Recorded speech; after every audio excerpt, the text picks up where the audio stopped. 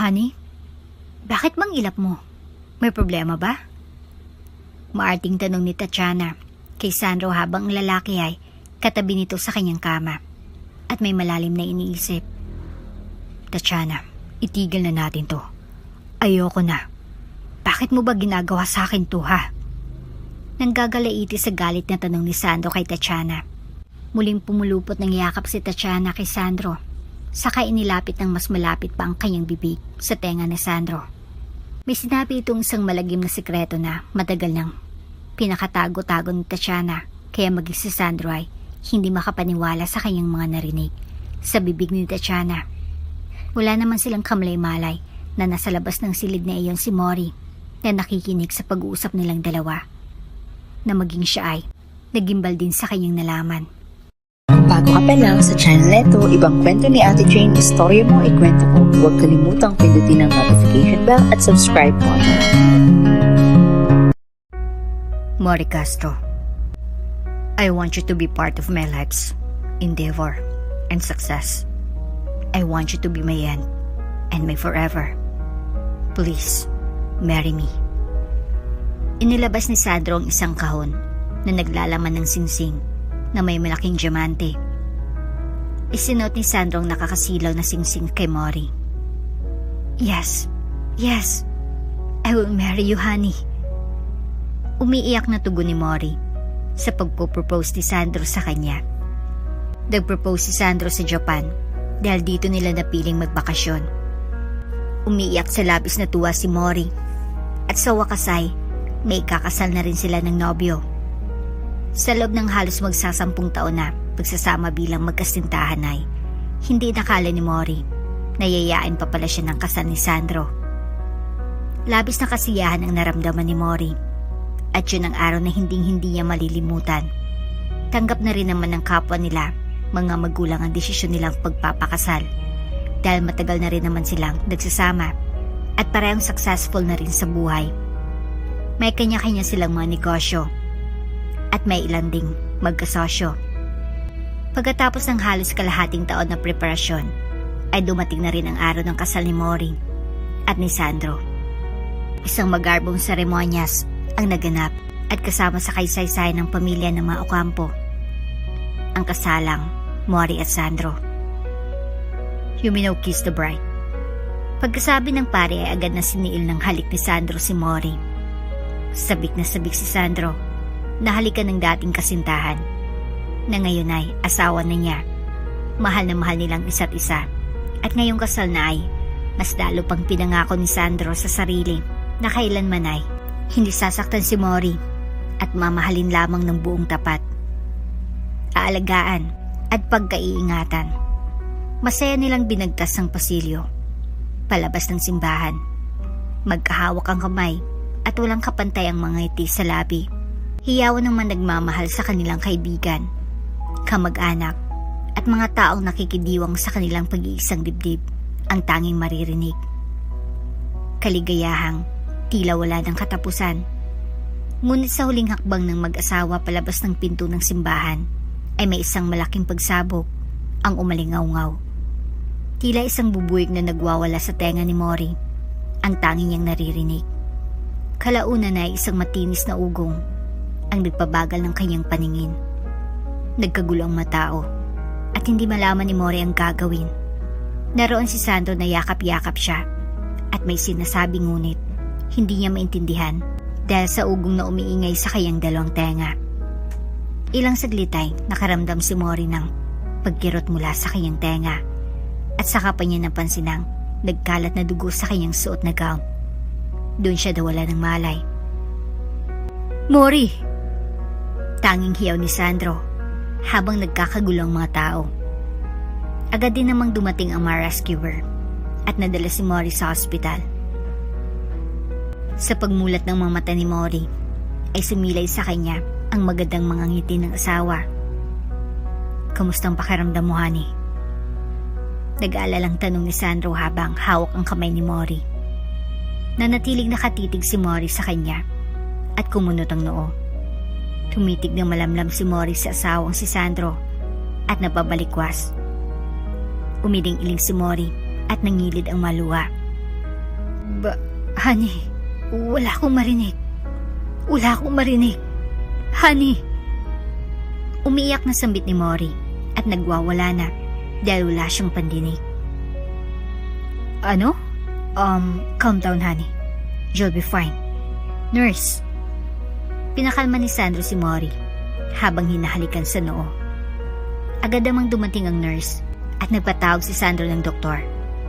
Napakalma nila si Mori at doon ay nakausap ni Sandro ang doktor ng asawa. Mori is suffering a blast injury after the explosion. This type of injury can cause significant damage to the inner ear, leading to hearing loss. Paliwanag ng doktor. Makakarinig pa ba siya ulit, Dok? I mean, paano? May mga pwede ba tayong gawin para bumalik ang pandinig niya? Nangingilid ang mga luha ni Sandro. Samantalang pinagmamasdan lamang sila ni Mori at ang mamwestra ng asawa. Kitang-kita ni Mori ang pag-aalala ng asawa. Ang mapinsala mula sa pagsabog ay maaaring maging seryoso. Ang pressure wave ang siyang posibleng nakasira sa hair cells sa panloob na tenga ni Mori. Mahalaga yun para sa pandinig.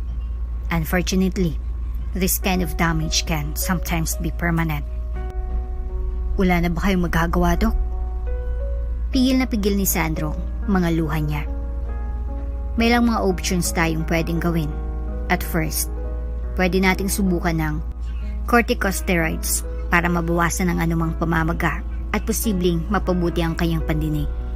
Kung hindi yun makakatulong, maaari tayong tumingin sa mga hearing aid o kahit cochlear implants depending on the extent of the damage. May naririnig akong mga pag-ugong sa dalawang tenga ko, Dok. Sumingit si Mori dahil batid niya ang pinag-usapan ng dalawa. Bumalik si Sandro sa asawa, ngunit sa pagkakataong ito ay pinilit niyang humarap ng maayos, kalma at mahinahon. Ayaw niyang iparamdam kay Mori ang pag-aalala na nararamdaman niya, lalo ang awa dahil sa sitwasyon nito. Sa harap ni Mori, nagpapaliwanag ang doktor. Kahit ni isang salita ay wala siyang naririnig. Nakahawak si Sandro sa mahigpit na dalawa na kamay ng asawa. That's called tinnitus, and it's common symptom after such injuries. Pwede kaming mag-discuss ng ilang mga therapy at paggamot upang makatulong para sa kanya. It's important to take things one step at a time and focus in her recovery. Salamat, Dok. At lumabas na ng silid ang doktor ni Mori. Binalot ang katahimikan ng silid. Saglit pa ay hinawakan ni Sandro ang mukha ng asawa. Magiging okay ka din, honey. I love you. Sambit ni Sandro kay Mori. I love you too. Umiyak na tugon ni Mori dahil naintindihan lamang niya ang asawa sa pagbigkas ng bibig nito. Hindi na rin napigilan ni Sandro ang sarili at napaluhan na rin. Wala siyang magawa para kay Mori at ang tanging pagmamahal at pagyakap lamang ang kaya niyang ibigay dito upang kahit papaano ay maibsan ng kalungkutan at bighati ng asawa. Inalalay ni Sandro si Mori sa lahat ng oras. Siyang naging tenga ni Mori sa bawat lakad at kilos nito. Hindi kailanman pinabayaan ni Sandro ang asawa at pinaramdam kay Mori na hindi ito nag-iisa at hindi siya pababayaan. Ngunit hindi pa rin maiwasan ni Mori ang maawa sa sarili at maging malungkot. Dinadamdam niya pa rin ang nangyari sa kanya. Honey, wake up. Clinic mo today. Malambing na ginising ni Sandro ang asawa. Siniko ng bahagya ni Mori si Sandro. Napakunot naman ang noon nito. Honey, what's wrong? Halika na. I cook something for you. Hindi nagpa-epekto si Sandro at patuloy na nilalambing si Mori. Kinakausap niya pa rin si Mori tulad ng normal na salita kahit alam niyang hindi siya naririnig ng asawa niya. Dinadaan na lamang ni Sandro sa lambing sa tuwing ginigising niya ito. Honey. Hinalik-halikan ni Sandro si Mori sa pisngi. Saglit pa ay ngumiti na rin si Mori at humarap sa asawa. Good morning, honey. Sige na po, babangon na. Sambit ni Mori na may tipid ng ngiti. Bumangon na din si Sandro. Okay. Ipaghanda na kita ng breakfast. Tapos mag-prepare ka na, okay? Nagsasaya si Sandro habang nagsasalita. Pagkatapos magsalitay, bumalik siya kay Mori at lumabas na ng silid. Naiwan si Mori na mag-isa, natulala. Maya-maya pa ay lumakad din siya papunta ng banyo. Hindi na napansin ni Mori ang mga luhang bigla na lamang lumabas sa kanyang mga mata. Sobrang bigat ng nararamdaman ni Mori na napahagulhol na lamang siya. Umiyak siya habang patuloy na umaagos ang tubig sa kanyang mukha mula sa shower. Pagkatapos maligo ay bumaba na si Mori upang kumain. At pagkatapos kumain ay nagpahinga lamang sila saglit at lumarga na papunta ng klinik. Hi, Mr. Red, Mrs. Ocampo. Kamusta kayo? It was nice seeing you again, Mori. Magiliw na bati ng doktor na tanging ngiti lamang din ang tugon ni Mori dahil ayon lamang ang naiintindihan niya. Sinimulan din agad ang mga therapy kay Mori at ilang examen upang malaman kung may progress ang paghupa ng maganang inner canal ng loob ng tenga niya. But still, wala pa ring pagbabago. How's everything with you, Mori? May naririnig ka na ba kahit papaano? Kahit minsan? Tanong ng doktor kay Mori na may kasama ng senyas. To be honest, Doc, wala pa po eh. Kahit yung malalakas na tugtog sa AirPods. I tried many times. Kahit sa pinakamalakas na volume, wala pa rin po. Garal-gal ang boses ni Mori. Maybe we still need more medications or other kind of therapies. Or siguro hindi lang ganun kadaling bumalik yung pandinig niya. Biglang sumingit si Sandro. Natigilan naman si Mori. Tumango-tango ang doktor at ngumiti ng marahan sa mag-asawa. In this case, we just need some more tests again para ma-schedule ko na si Mori for another treatment which is using hearing aids. Advice ko lang din na huwag niya rin i-try ulit yung paggamit ng AirPods just to check kung may maririnig siya. It's important to avoid loud noises and protect her ears from further damage. Pagkatapos ng check-up ni Mori ay nagiya na rin itong umuwi. At habang papaliban sila sa parking lot, ay nauna si Sandro sa paglalakad. Maya pa ay naririnig niya ng malakas na pagbusina sa likod ni Mori. Pero dahil hindi nakakarinig si Mori ay wala itong kalam-alam na binubusinahan na pala siya sa likuran niya. Agad na hinatak siya ni Sandro ng marahan. Tanga ba yung asawa mo? O bingi? Huwag mo nang pinapalabas yan? Sambit ng lalaking nagmamaneho. Hindi nito nakilala si Sandro kaya dire-diretso ang bibig sa pagsasalita. Gago ka ba? Hahabulin sana ni Sandro ang lalaki ngunit mabilis na itong nakaalis. Inawat naman ni Mori ang asawa dahil batid niyang galit ito. Honey, may problema ba? Nag-aalalang tanong ni Mori. Hindi na naitago ni Sandro ang kanyang inis kaya naman hindi niya sinagot ang asawa at nagdire-diretsong sumakay ng sasakyan. Naging tahimik lamang si Mori sa buong biyahe hanggang sa makauwi na sila. Pagdating nila sa mansyon ay dire-diretso lamang si Mori sa kwarto nila at hindi na lumabas simula ng oras na yon. Hinayaan na muna siya ni Sandro dahil wala na rin siya sa mood. Oras na ng tanghalian at hindi pa rin lumalabas si Mori. Hindi na rin natiis ni Sandro na puntahan ng asawa dahil ayaw niyang nagpapalipas ito ng pagkain. Pag-akyat niya ng kwarto ay nakalak ang pinto. Biglang kinabahan si Sandro. Honey, can you open the door please? Nagtataka si Sandro dahil hindi naman naglalak ng pinto si Mori. Honey, mas lalo pa siyang kinakabahan dahil tila wala namang tao sa loob. At dahil sa kabang nararamdaman ay ipinakuha na ni Sandro ang spare key ng kanilang kwarto. At pagbukas ng pinto ay tumambad sa kanyang harapan si Mori na nakahandusay at halos wala ng malay. Honey! Agad na lumapit si Sandro at tiningnan ang mukha ng asawa. Bumubula ang bibig ni Mori at nakita ni Sandro ang hawak nitong bote ng sleeping pills na wala ng laman. Nagbatawag si Sandro agad ng doktor at nailigtas naman ng asawa. Nang magkamalay si Mori ay naroon sa tabi niyang asawa at binabantayan siya. Dahil napapahiya ay pumaling si Mori patalikod kay Sandro. You try to kill yourself, honey? Bakit? Diretsong tanong ni Sandro. Katahimikan. Nawala sa isip ni Sandro na Hindi nga pala siya naririnig ng asawa kahit anong sermon niya. Tapabuntong hininga na lamang si Sandro at kinuha ang pagkaing inihain para kay Mori. Iniharap niya yun kay Mori at sumenyas na kakain. Tila walang nakikita si Mori at hindi pinansin si Sandro. Bagkus ay pumaling itong muli sa kabila kung saan hindi niya nakikita ang asawa.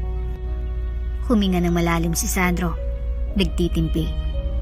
Naramdaman ni Mori ang paglapat ng katawan ni Sandro sa kanilang higaan. Alam niyang idadaanan naman siya ng lambing ng asawa upang kumain. Pero dahil wala talaga sa mood si Mori ay inunahan niya na si Sandro. Agad na bumangon mula sa pagkakahiga si Mori at naupo sa gilid ng kama. Napanganga sa pagtataka si Sandro. "Honey, what's wrong?" Hinawakan ni Sandro ang kamay ni Mori. Tumitig si Mori sa mga mata ng asawa at batid niyang tinatanong nito kahit hindi niya naririnig. Ngunit muling nagmatigas si Mori at iniwas ang kamay sa asawa. Hindi pa rin nagpatalo si Sandro. Bumangon na rin siya mula sa kama at dinala ang pagkain ni Mori sa harapan nito. Kinuha ni Sandro kutsara at tinitor. Hinahanda niya na ang isusubo para kay Mori para pakainin nito. "Kailangan mong kumain, honey. Need mong magpalakas para gumana yung mga therapies and medication sa'yo." Akmang isusubo sana ni Sandro ang isang kutsarang pagkain sa bibig ni Mori. Ngunit tumilapo ng kutsarang hawak niya sa sahig. "What's wrong with you?" Hindi na napigilan ni Sandrong sumigaw. Pinalot sila ng katahimikan. Batid ni Mori na nagalit ang kanyang asawang ngunit na natiling tikom ang kanyang bibig. Mas lalo naman itong ikinapipikon ni Sandro. Sa galit ni Sandro ay itinapon niya ang mga pagkain nasa harapan ni Mori. Samantalang nanatiling nakatitig lamang si Mori sa mga pagkain at kubyertos na nakakalat sa sahig. "Hindi ka nakakarinig, pero nakapagsalita ka, Mori. Speak up. Say something." Galit na sambit ni Sandro habang hawak nito sa dalawang brasong asawa. Nakaramdam na ng sakit si Mori dahil sa pagkakahigpit ng hawak ni Sandro. "Nasasaktan ako." Mata sa matang sininghalan ni Mori ang asawa. "Ano? Nagagalit ka na ba? Napipikon ka na ba? Napapagod ka na ba?" "Pwes ako. Pagod na ako. Halos magkakalahating taon na, Sandro. Pero wala pa ring pagbabago." Umiiyak na si Mori. "Nakikita mo bang nasasayang lang lahat ng efforts natin? Efforts mo. Pagtanaw natin sa pag-asang makakarinig pa ako ulit. Pero wala. Hindi. Dahil walang progress. Napapagod na ako sa halos araw-araw na pagpunta natin sa clinic para i-test, i-examine. And the bullshits na ginagawa sa tenga ko.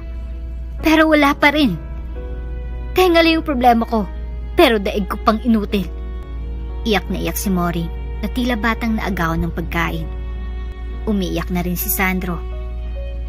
Tumango-tango siya. Gusto niyang magwala. Gusto niyang ilabas ang sama ng loob niya kay Mori. Ngunit alam niyang hindi naman siya maririnig nito. Kaya naman kumuha si Sandro ng isang papel at doon isinulat ang lahat ng gusto niyang sabihin sa asawa. Pagkasulat ng bawat pahinay, iniharap niya yun kay Mori. At binabasa naman ni Mori yun ng mahina. "Oo, tama ka, Mori. Napapagod din ako. Pagod na ako." Umiyak si Mori habang binabasa ang mga nakasulat sa papel na ipinapakita ni Sandro. "Pero okay lang. Kaya ko naman eh. Kakayanin ko. Kasi para sa'yo kailangan kong kayahin. At mas maging matibay pa. Pero alam mo yung masakit at nakapagod? Yun yung sabihin mong pagod ka na. Pero paano ako tatayo at kukuha ng lakas at pag-asa kung ikaw mismo sa sarili mo sumusuko ka na? Oo, let us say na wala nang pag-asang makadinig ka, Mori. Pero nandito ako. Kahit wag mo nalang i-appreciate yung mga efforts ko para makabangon ka, yakapin mo naman ako bilang asawa." Napahagulhol si Mori sa mga huling salitang binasa niya. Paglingan niya ay wala nang asawa sa loob ng silid niya iyon at nag-iisa na lamang si Mori. Wala nang nagawa si Mori kung hindi ang umiyak upang mailabas ang sama ng loob. hanggang sa nakatulog na lamang siya at hindi na malaya ng oras. Nang magising si Mori, nagulat na lamang siya dahil nakahiga na siya sa kama. Mukha ng kanilang katulungang kanyang nakita sa halip na ngiti ng kanyang asawang si Sandro. Napahiya si Mori sa kanyang sarili. "Kumain ka na po, ma'am." Susubuan na sana ng katulong si Mori, ngunit kinuha niyang kutsara dito. "Kaya ko na to." Nakangiting sambit ni Mori. Habang kumakain ay hindi napigilan ni Mori ang magtanong, "Nasaan si Sandro?" Hindi malaman ng katulong kung paano tutugon kay Mori dahil alam niyang hindi siya maririnig nito. Kinuha ni Mori ang ballpen at papel na nasa mesa niya at inaabot yun sa katulong. "Simula ngayon, isulat mo lang dyan yung mga sasabihin mo, ha?" Sa wisyo ni Mori. Tumango naman ang katulong at nagsimula na magsulat. Binasa naman yun ni Mori. "Umalis po si Sir, ma'am. Simula po kagabi. Hindi pa po umuwi." Nakaramdam si Mori ng pangamba sa sagot ng katulong nila. Pero dahil wala pa rin gana si Mori sa lahat ay umiiral pa rin ang pagiging aburedo niya sa buhay. Kaya naman sa halip na tawagan ng asawa ay hinayaan na lamang niya si Sandro. Samantala ay umuwi pala muna si Sandro sa mansyon ng kanyang mga magulang. Wala namang ibang ginawa si Sandro kung hindi maya't maya. Sinecheck ang kanyang cellphone at nagbabaka sakaling tumawag si Mori. "Bakit hindi ka pa umuwi sa inyo, iho? Siguradong nag-aalala na ang asawa mo sa'yo." Payo ng ina ni Sandro. Ngumisi si Sandro. "Ni chat. O tawag nga po, mama. Wala siya eh. Hindi man lang ako kumustahin kung nasan ako." "Ano ka ba naman? Alam mo namang dumadaan sa matinding depression si Mori sa ngayon. Ang kailangan mo lang, anak, ay masabaan pang pasensya mo sa kanya. Huwag mong patulan ng matopak niya. Baggusay, intindihin. Hindi ba? Kaya mo siya pinakasalan dahil kaya mong gawin sa kanya lahat ng pag-iintindi at pagmamahal?" Tumingin si Sandro ng malamlam sa kanyang ina. Niisip niyang tama ito at nakaramdam siya ng pagkasabik na makita ang kanyang asawa at kausapin na si Mori. Agad na umuwi si Sandro at nang pag-uwi niya ay naabutan niyang tumatawa ang asawa. Nakaramdam ng pagtatampo si Sandro dahil niisip niyang masaya pa rin pala ang asawa kahit wala siya. Alis na sana si Sandro nang bigla siyang tinawag ni Mori. Nakita pala siya nito sa camera. "Honey," tawag ni Mori sabay takbo papunta sa asawa. Nagyakapan sila ng mahigpit. "I'm sorry, honey. Thanks God, bumalik ka na. Sorry sa lahat ng sinabi ko. I miss you so much." Umiyak na sambit ni Mori habang nakayakap ng mahigpit sa asawa. "No need to say sorry, honey. I love you." Tugon ni Sandro kahit hindi siya naririnig ni Mori. Halika na sana ni Sandro si Mori nang may biglang nagsalita. "Hoy girl, nandito pa ako oh. Huwag kayong ganyan." Boses na nagmumula sa laptop ni Mori. Ka-video call pala ni Mori ang best friend niyang si Tatanya na nasa USA ngayon. Sumenya si Sandro kay Mori at itinuro ang laptop. "Ay, sorry." Sambit ni Mori sabay hatak sa kamay ni Sandro papunta sa mesa kung nasa nakapatong ang laptop. "Honey, I want you to meet my best friend, Tatiana."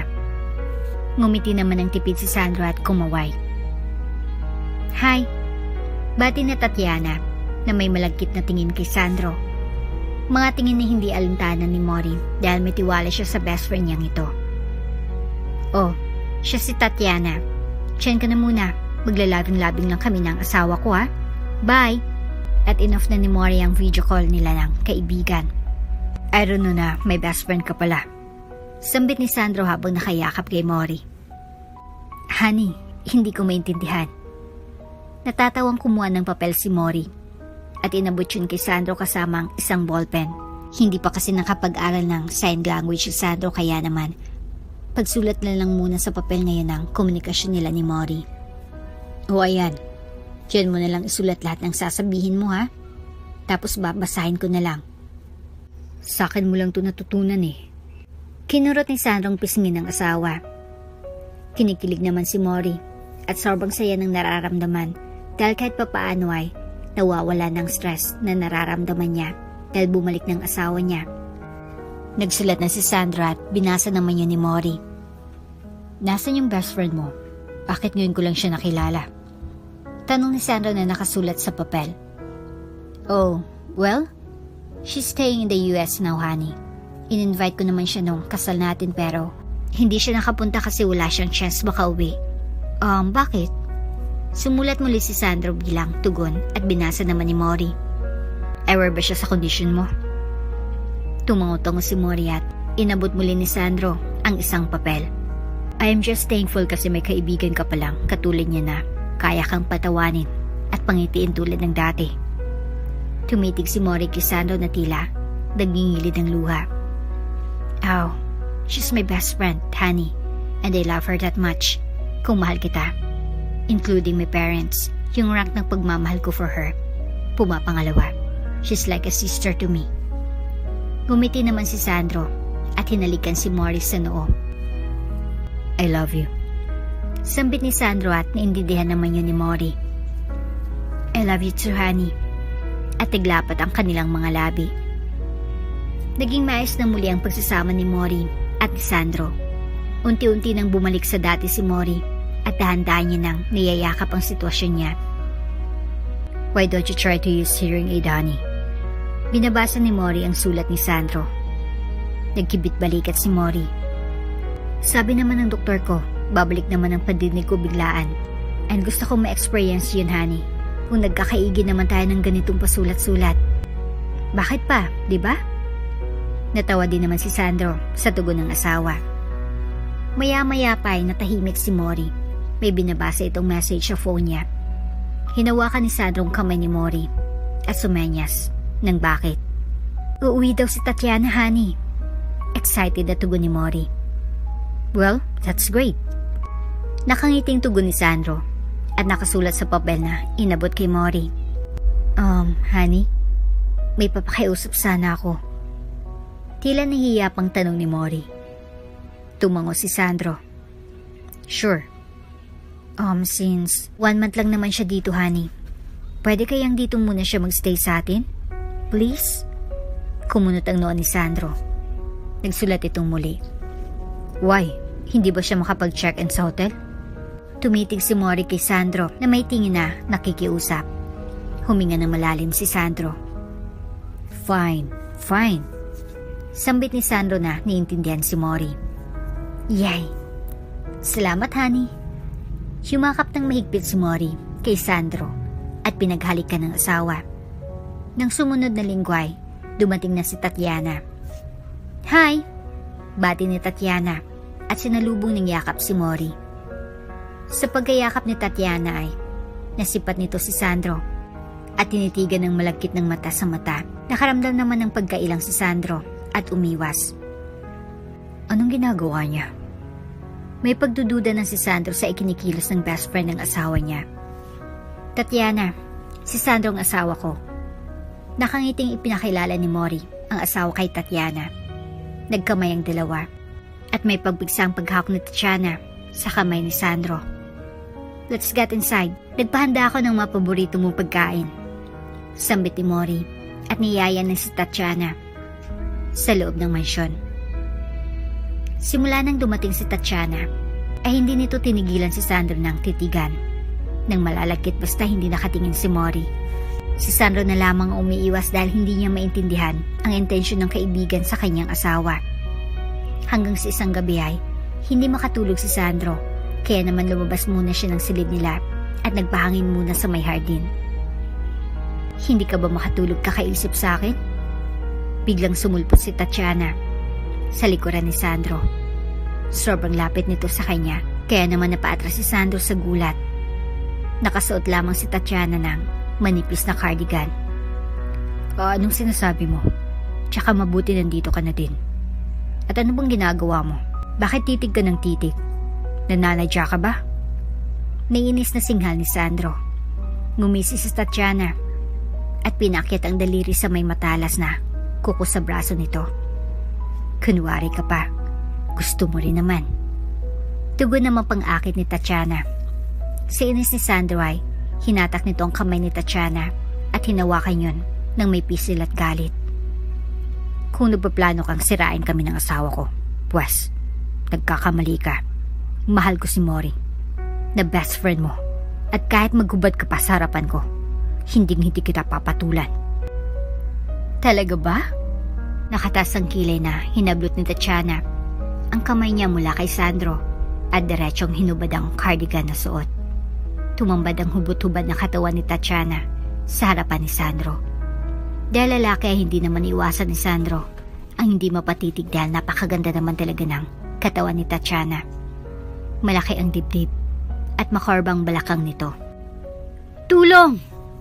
Nagsimula nang magsisigaw si Tatiana, kaya naman mabilis na lumapit si Sandro dito at tinakpan ang bibig. Ngunit inalis ni Tatiana ang kamay ni Sandro at sinilito ng halik. Nung unay, pumapalag si Sandro, ngunit kalaunan ay bumigay din ito. Dahan-dahan silang nahiga sa madilim na sulok ng hardin at nangyaring hindi inaasahan. Palibhasa ay matagal nang walang nangyayari sa kanila ng asawang si Mori ay nadala ng kanyang pagiging lalaki si Sandro. Sensasyong pinapakita ni Tatiana. Nang gabing yon, nagsimula ang isang pagtataksil. Bumalik na rin agad si Sandro sa kanilang silid pagkatapos ng nangyari. Honey? Biglang nagsalita si Mori. Bumilis ang tibok ng puso ni Sandro.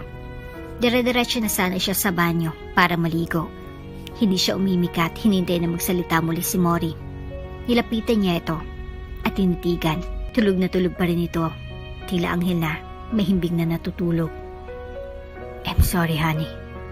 Nakaramdam si Sandro ng konsensya sa kanyang sarili. Nagmamadali siyang naligo at nilinis ang buong katawan. Nangako si Sandro sa sarili na hindi na maulit pang kagaguwang ginawa niya. Kaya naman ang mga sumunod na araw ay siya nang umiwas kay Tatiana.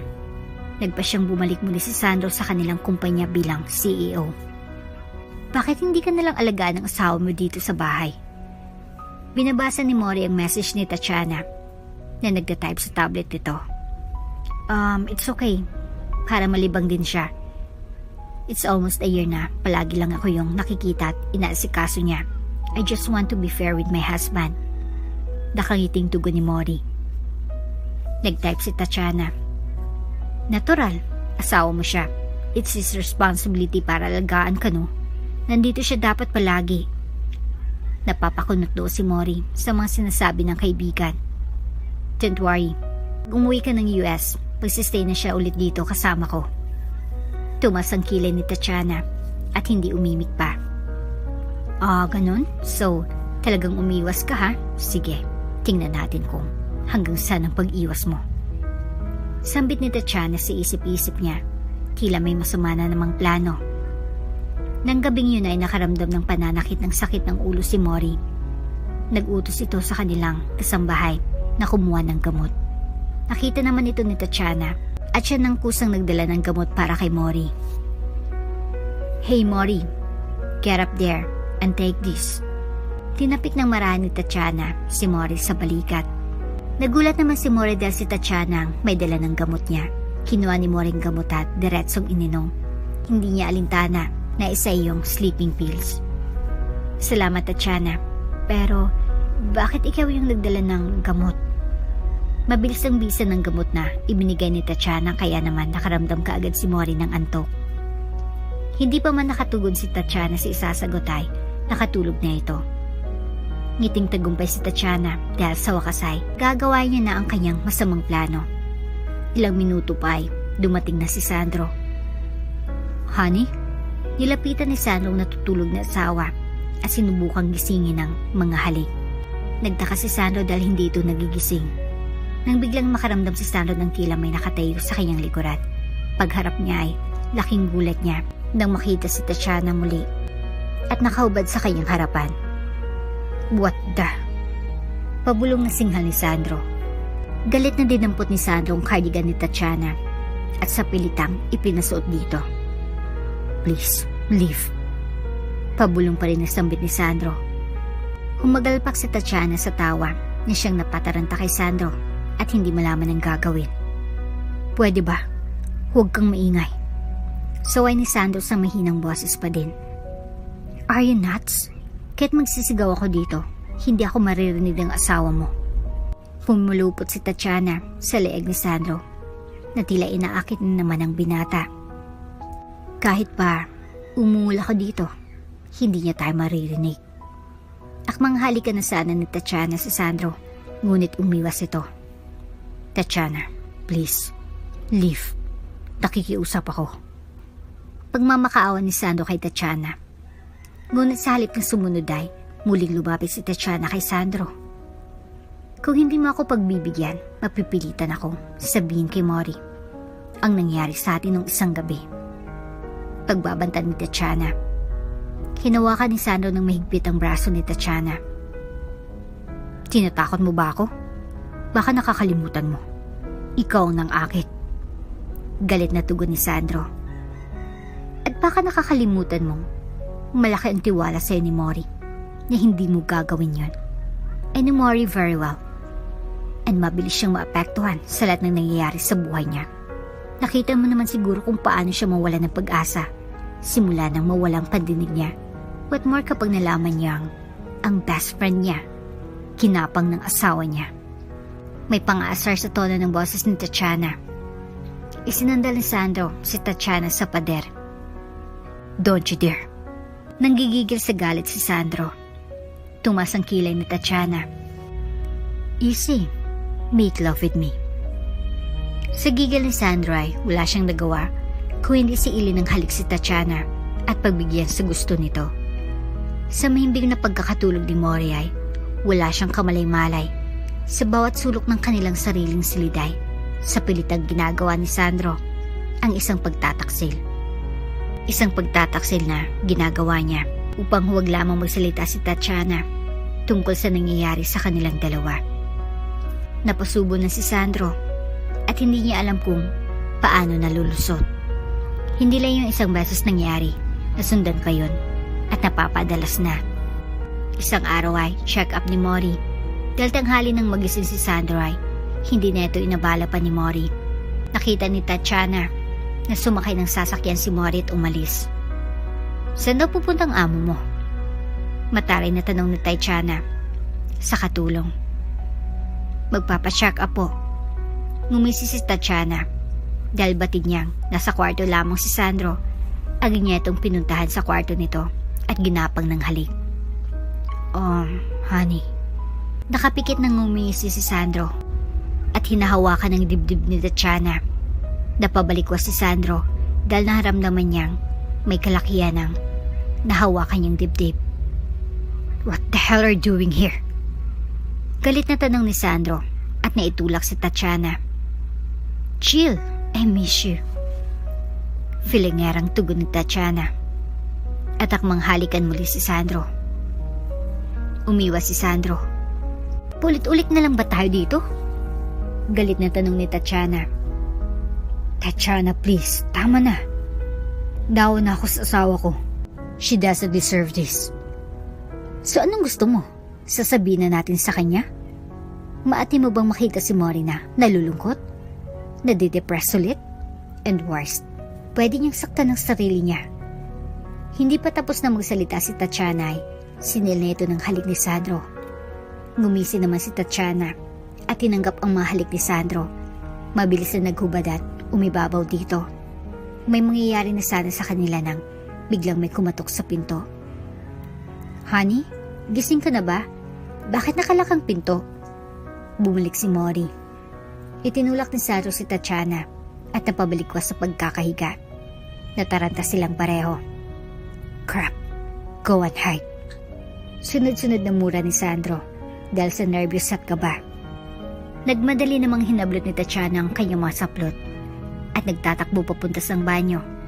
Hindi nito namalayan ang underwear niya ay nalaglag pala sa sahig malapit sa kama. Binuksan agad naman ni Sandro ang pinto nang nakapagtago na si Tatiana. Honey? Well, good morning. Nakangiting bati ni Sandro. Good morning, honey. Halik na sana si Mori sa kanya. Ngunit umiwas si Sandro dahil kakahalik lang niya kay Tatiana at ayaw niya ng ganon.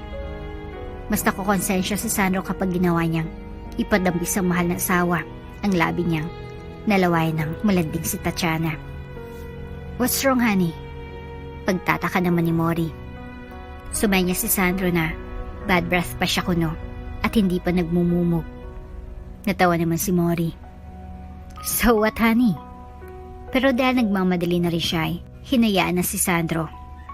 Nakalimutan ko kasi yung files ko, honey. Natatawang nagkalagkal ang drawer si Mori nang biglang napansin ni Sandro ang panty ni Tatiana na nakakalat. Nagmadali niyang sinipa yon papasok sa ilalim ng kama. Got it. Hays, akala ko kung saan ko na napalagay Sambit ni Mori. Saglit pa ay humawak ito sa tiyan. Kinakabahan si Sandro dahil naramdaman niyang magbabanyo ang asawa. Parang naihi pa ako, honey. Akmang pupunta na ng banyo si Mori. Oh! Biglang lumag-is si Sandro na tila namimilipit sa sakit ng tiyan. Oh, honey, what happened? Okay ka lang ba? Nag-alala si Mori at tiningnan ng asawa. Kumuha ng papel si Sandro at sumulat. Kanina pa ako nag-LBM, honey. Pinagbuksan lang kita ng pinto pero kanina pa ako sa banyo. Now it's attacking again. Can't take it anymore. Binabasa ni Mori ang isinulat ni Sandro. Tiningnan ni Mori ang asawa at awang-awa siyang makitang pamimilipit nito sa sakit ng tiyan. Kaya mo ba? Pag-aalala ni Mori. Tumango-tango naman si Sandro at sumenyas na babalik na siya ng banyo. O siya, kaya mo ha? Basta kung ano man. Give me a call, okay? And send me a message, honey, ha? Need ko nang pumunta ng clinic dahil late na ako. Drink plenty of water para hindi ka ma-dehydrate, okay? I love you, honey. Nag-blow a kiss na lang si Mori bago lumabas ng kwarto. Nang masigurado ni Sandro na wala na talaga si Mori ay pinalabas niya ng haliparot na si Tatiana. Akmang halik muli si Tatiana kay Sandro ngunit sa pagkakataong ito ay hindi niya na hinayaan ng dalaga. Wala na ako sa mood. Please, huwag ngayon. Pakiusap ni Sandro. Dahil nawala na rin ng gana si Tatiana ay lumabas na rin ito ng silid. Simula ng araw na yun ay hindi na kinulit pa ni Tatiana si Sandro sa kwarto ng mag-asawa. Ang buong akala tuloy ni Sandro ay nakonsensya na si Tatiana at umiiwas na. Ngunit ang ginawang pananahimik ni Tatiana ay may kapalit pa lang, kababalaghan. Araw ng Lunes at maagang pumasok si Sandro dahil may meeting siya kasamang mga bagong investors from Korea. Pagpasok niya ng opisina ay dumiretso siya sa kanyang table upang mag-relax muna habang naghihintay ng oras ng kanilang meeting. Habang nakasandalay, biglang may nagbukas ng zipper ng kanyang pants. Tatiana, what the hell are you doing here? Nanlalaki ang mga mata ni Sandro dahil hindi niya halos akalain na hanggang sa opisina niya ay dadalhin pa ni Tatiana ang kalandian at kalokohan nito. Hindi nagsasalita si Tatiana bagkusay nakatitig ito kay Sandro na tila nang aakit. Maya-maya pa ay biglang kubatok ang sekretary ni Sandro. Please, come in. Sumenya si Sandro kay Tatiana na huwag maingay at huwag magpapakita. Good morning, sir. I just want to inform you po na nasa labas na po ang asawa ninyo. I told her to get inside na po since asawa niyo naman po siya at ayun yung bili niyo kapag siya yung naghahanap. Pero siya po yung nagsabi na ipaalam ko po muna sa inyo. Wika ng kanyang sekretarya. Habang nakabuntot pa rin ang mga kuro-kuro sa sitwasyon, tila umikot ang mundo ni Sandro sa sinabing yun ng kanyang sekretarya. Ang kanyang puso ay parang bumilis sa pangamba at panggigilas. Hindi siya makapaniwala na nandito si Mori, ang kanyang asawa, sa labas ng kanyang opisina habang nandito si Tatiana na tila gumugulo sa isip niya. Mabilis na sumulyap si Sandro kay Tatiana na nakatayo pa rin sa tabi niya, nakalugmok sa kanya sa isang nakakaintrigang paraan. Ngunit sa likod ng kanyang pagmamasid kay Tatiana, nag-umpisa nang bumusang mga katanungan sa kanyang isip. Paano siya makapagbigay ng maayos na dahilan kay Mori kung sakali mang mahuli siya? Anong mangyayari kapag pumasok si Mori at makitang nangyayari? Okay, sige. Pababa na rin ako. Makakaalis ka na. Thank you, Yam. Wika ni Sandro sa kanyang sekretarya. Umalis ka na nga rito, Tatiana. Bulong ni Sandro Pinipilit na magpatuloy ang kanyang boses na tila nag-aapoy ang tensyon. Relax ka lang. Masyado ka namang natitense. Easy lang. Ako lang to. Sagot ni Tatiana na parang wala lang sa kanyang sitwasyon. Ang mga mata nito ay tila nag-aapoy sa alindog at sa bawat segundo, tila nahirapan si Sandro. Dapat lumabas ka na at huwag kang maingay. Nasa labas si Mori. Aniya, mas mataas ang boses habang sinasalubong ang takot at galit. Ngunit si Tatiana ay tila determinado. Tumayo siya. Akmang magpapakita, ngunit pinigilan nito ni Sandro. Alam mo ng kalagayan natin. Please, huwag ngayon. Maya-maya pa, narinig ni Sandro ang mga hakbang mula sa labas. Alam niyang si Mori na iyon. Ang kanyang isip ay nagpanik at wala na siyang magawa kundi ilagay ang kanyang sarili sa tamang estado. Siya na sanang bababa ngunit pinigil naman siya ni Tatiana. Umalis ka na. Please. Pakiusap niya kay Tatiana. Ngunit hindi siya sinunod ng dalaga. Tila kinikilig pa nga siya sa kakaibang drama na nalilikas sa paligid ng buong opisina na yon. Nang bumukas ang pinto, pumasok si Mori kasama ang kanyang mga ngiti. Ngunit sa kanyang mga mata, may seryosong ekspresyon. Hi Han, I'm here. Masiglang bati ni Mori. Walang kalam-alam sa naging tensyon sa loob ng opisina. Ngunit nang lumingon siya at makita si Sandro, at sa sulok na iyon, si Tatiana na tila nakaanggulo sa likuran, nagibang anyo ng kanyang ngiti. Bakit nandito ka, Tatiana? Tanong ni Mori. May halong pagtataka. Nag-iis lang ako ng ilang dokumento kay Sandro. Napakwento na rin saglit pero paalis na rin ako. Sagot ni Tatiana. Subalit alam ni Sandro na hindi ito sapat na dahilan. Bakit ka nandito, honey? Hindi pa sabi ko naman sa'yo na huwag ka nang mag-abala pang pumunta dito dahil mas stress ka lang sa dami ng trabaho. Alam mo namang ayokong napapagod ka. Tanong ni Sandro. Umikot ang kanyang isip na nag-aalala upang hindi niya may pakitang takot kay Mori. Ngayon nga'y gumagamit na rin si Sandro ng sign language. Sa wakas ay naaral na rin niya. Wala naman. Nababagot ako sa bahay eh. Just checking lang if okay ka lang dito. Nagmadali si Tatiana habang unti-unting lumalayo. Ngunit hindi siya umalis. Nais si Sandro na mapasara ng diskusyon na ito. Sige, umalis ka na, Tatiana. Naibigay ko na rin naman ang mga files na kailangan mo. Matatag na sinabi ni Sandro upang tapusin ang usapan. Okay. Thank you, Sandro. Pakatulong ang format na to para sa negosyo ko sa US. Thank you ulit. Sabi ni Tatiana. Pagkatapos ay walang kaabala-abala na umalis sa opisina. Ngunit ang tingin nito kay Sandro ay puno ng mga tanong at niiwan ng babae sa loob ng kanyang isip. Tumawa si Mori nang namnamin pa rin ang naisipahayag nito. Anong files ang hiningi niya sa Yuhan? Tanong ni Mori. Halos wala nang malay sa kakaibang sitwasyon. Sumagot si Sandro. Wala, Mori. May meeting nga pala tayo sa mga investors now. Sasama ka ba sa akin? Sagot niya. Pinipilit na normal ang kanyang tono. Alright, Han. As long as you need me, I'll be there. Sabi ni Mori na wala na talagang alam sa tunay na nararanasan at sitwasyon ni Sandro. Ngunit habang pumapasok si Sandro sa meeting, natatandaan pa rin niya ang nangyari. Ang kanyang isip ay nagtatanong, anong dapat kong gawin? Hanggang kailan ko kayang itago ito sa aking asawa? Habang papalayo siya, nagpasya siyang kailangan niyang ilabas ang katotohanan. Sa ilalim ng ingay ng kanyang opisina, naglalagalab pa rin ang mga tanong at mga pangako na hindi pa nagagawa. Napakakomplikado, ngunit kailangan niyang iwasan ang mga malaking gulo. Hindi naman niya talaga gustong pasakitan ng damdamin ng kanyang asawa.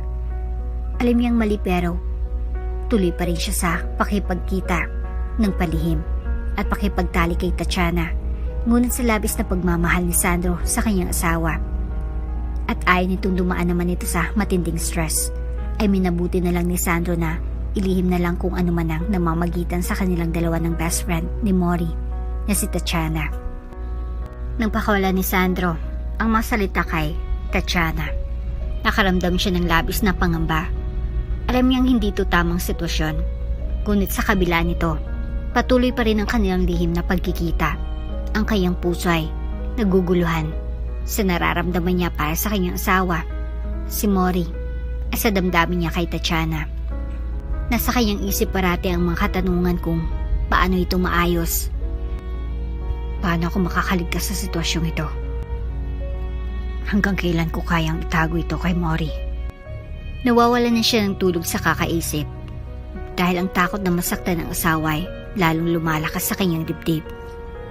Minsang nag-usap si Tatiana. Nagbigay siya ng mga palatandaan kung gaano siya kainteresado kay Sandro. Patuloy niyang pinaparamdam na mas mahalaga siya kaysa kay Mori at mas karapat-dapat siya para kay Sandro. Sa mga mata ni Sandro, nagiging mahirap na ang sitwasyon. Sa harap ng pagmamahal niya kay Mori, lumalabas ang takot na mawala ng silbi ang lahat. Isang hapon, nag-decide si Sandro na magtrabaho sa kanyang kondo. Naganda siya ng kape at nag-set ng laptop sa mesa. Sa kanyang isipan, nakabukas ang isip niya sa mga proyekto. At sa tabi ng kanyang laptop ay naroon si Tatiana, nakaupo sa sofa at tila abala rin sa kanyang cellphone.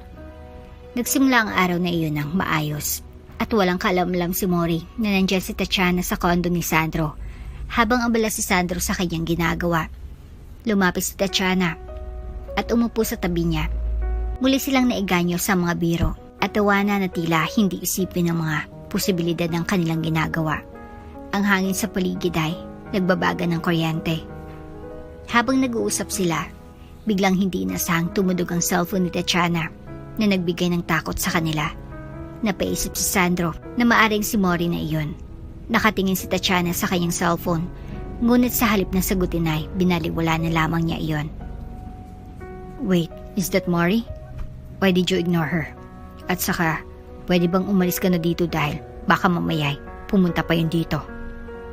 May gigil na sambit ni Sandro kay Tatiana. Wala kasing magawa talaga si Sandro kay Tatiana dahil tila hawak na siya dito sa kanyang leeg. Bakit ka ba kinakabahan? Pwede naman tayo magdahilan na kunwari. Nagpapatulong lang ako sa'yo sa ilang software matter tungkol sa negosyo ko. At saka, Sandro, simula nang may mangyari sa ating dalawa, pagmamayari na kita, sa akin ka na. Baka nakakalimutan mo yon. Taas kilay na sabi ni Tatiana kay Sandro. Nalilisik naman ang mamata ni Sandro at nangangalit ang mga ngipin. Sa nararamdaman niyang galit para kay Tatiana. I love Mori. I love my wife. Kung hindi lang ako nag-aalala sa mental health niya, hindi ako magpapakatanga na maging sunod-sunuran pa sa'yo. At ngayon, pinapatunayan mo wala kang kwentang kaibigan kay Mori. You don't deserve her. Her genuine heart. Matalim na sabi ni Sandro kay Tatiana. Napangisi naman si Tatiana. Masyado mo naman akong pinapatawa, Sandro. Kung ako, walang kwentang kaibigan kay Mori. Ikaw naman, wala kang kwentang asawa sa kanya. Patas lang tayo.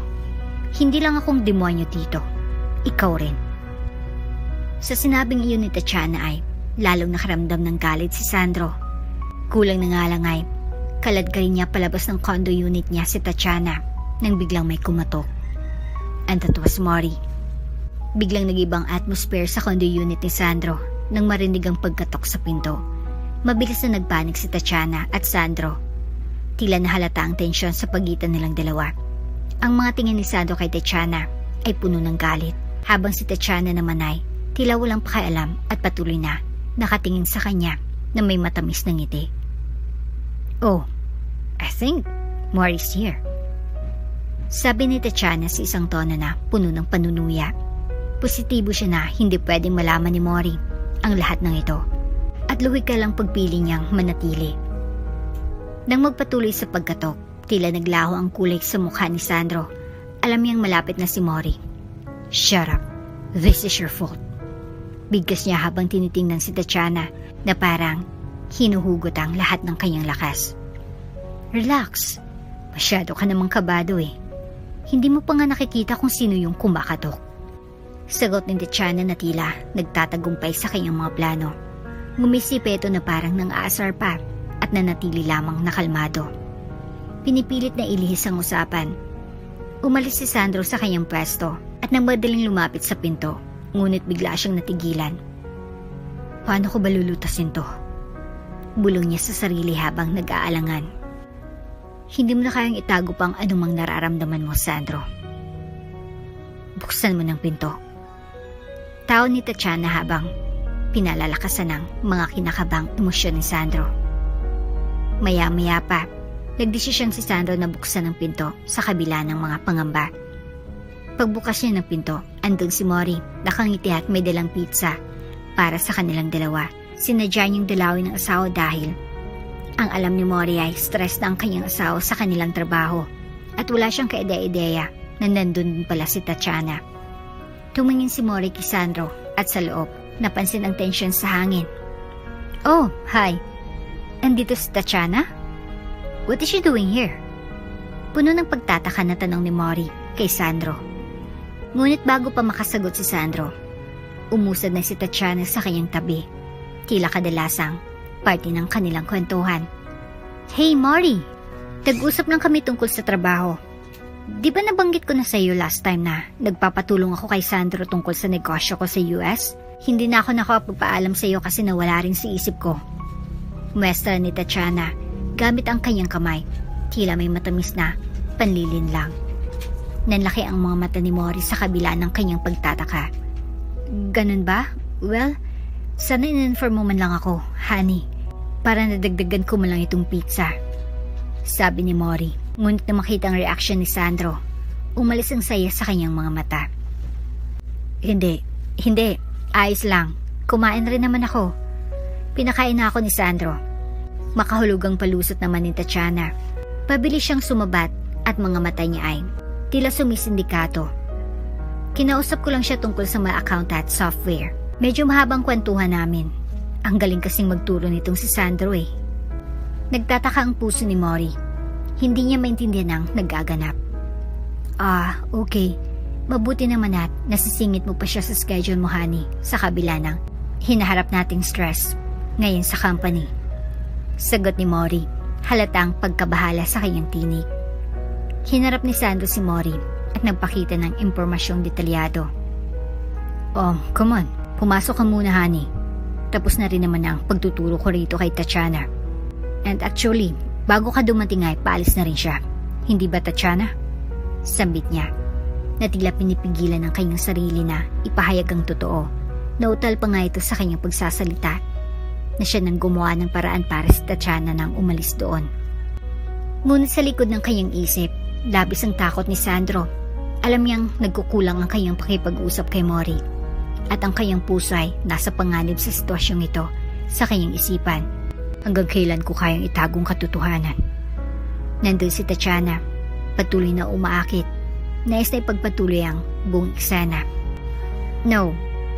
Actually, I want to stay lalo pat. Nandiyan na si Mori.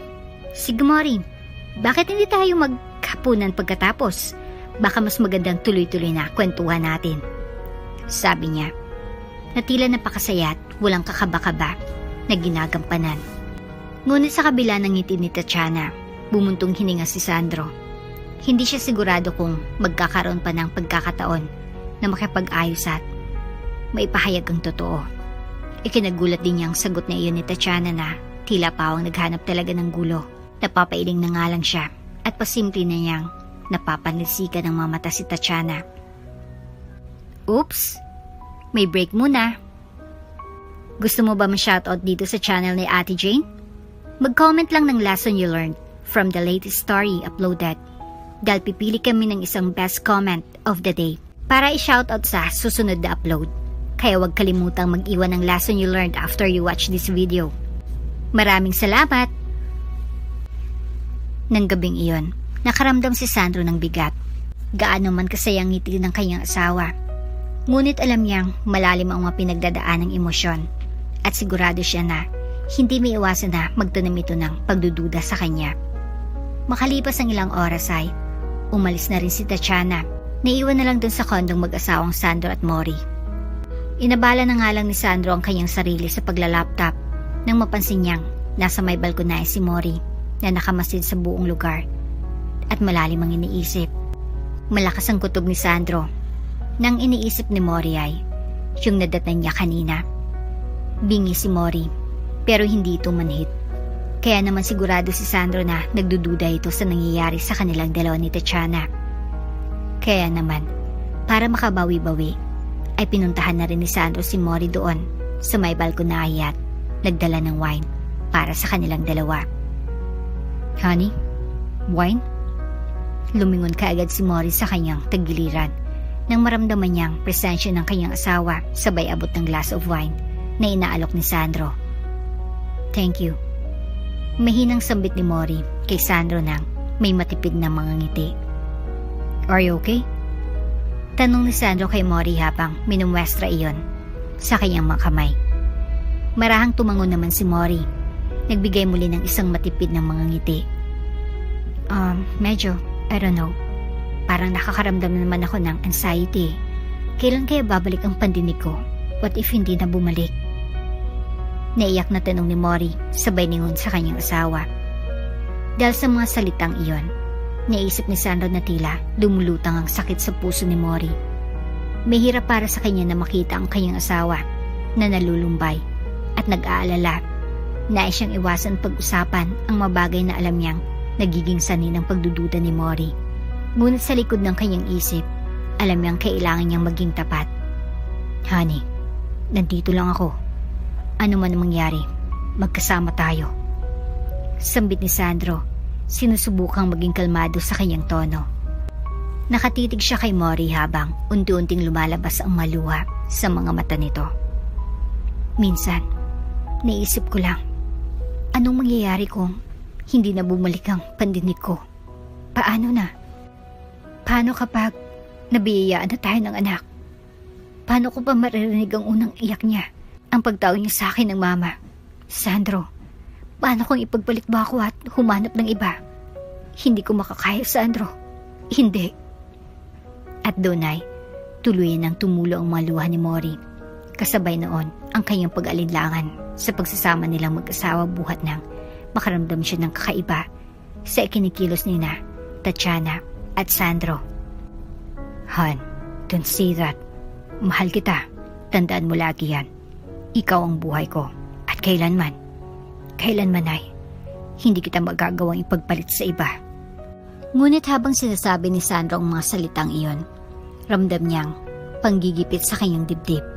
Kahit anong sabihin, sa likod ng kanyang isip, nandyan pa rin ang mga alaala ni na Tatiana at ang mga pagkakataong halos hindi niya maamin kay Mori. Naging tahimik ang paligid. Tanging ang pag-ihip ng hangin ang maririnig. Nakatonong mamata ni Mori sa mga ulap sa langit. Na tila nag-iisip kung anong hinaharap para sa kanila. Kailan kaya matatapos to? Sambit niya na parang nagdarasal sa isip.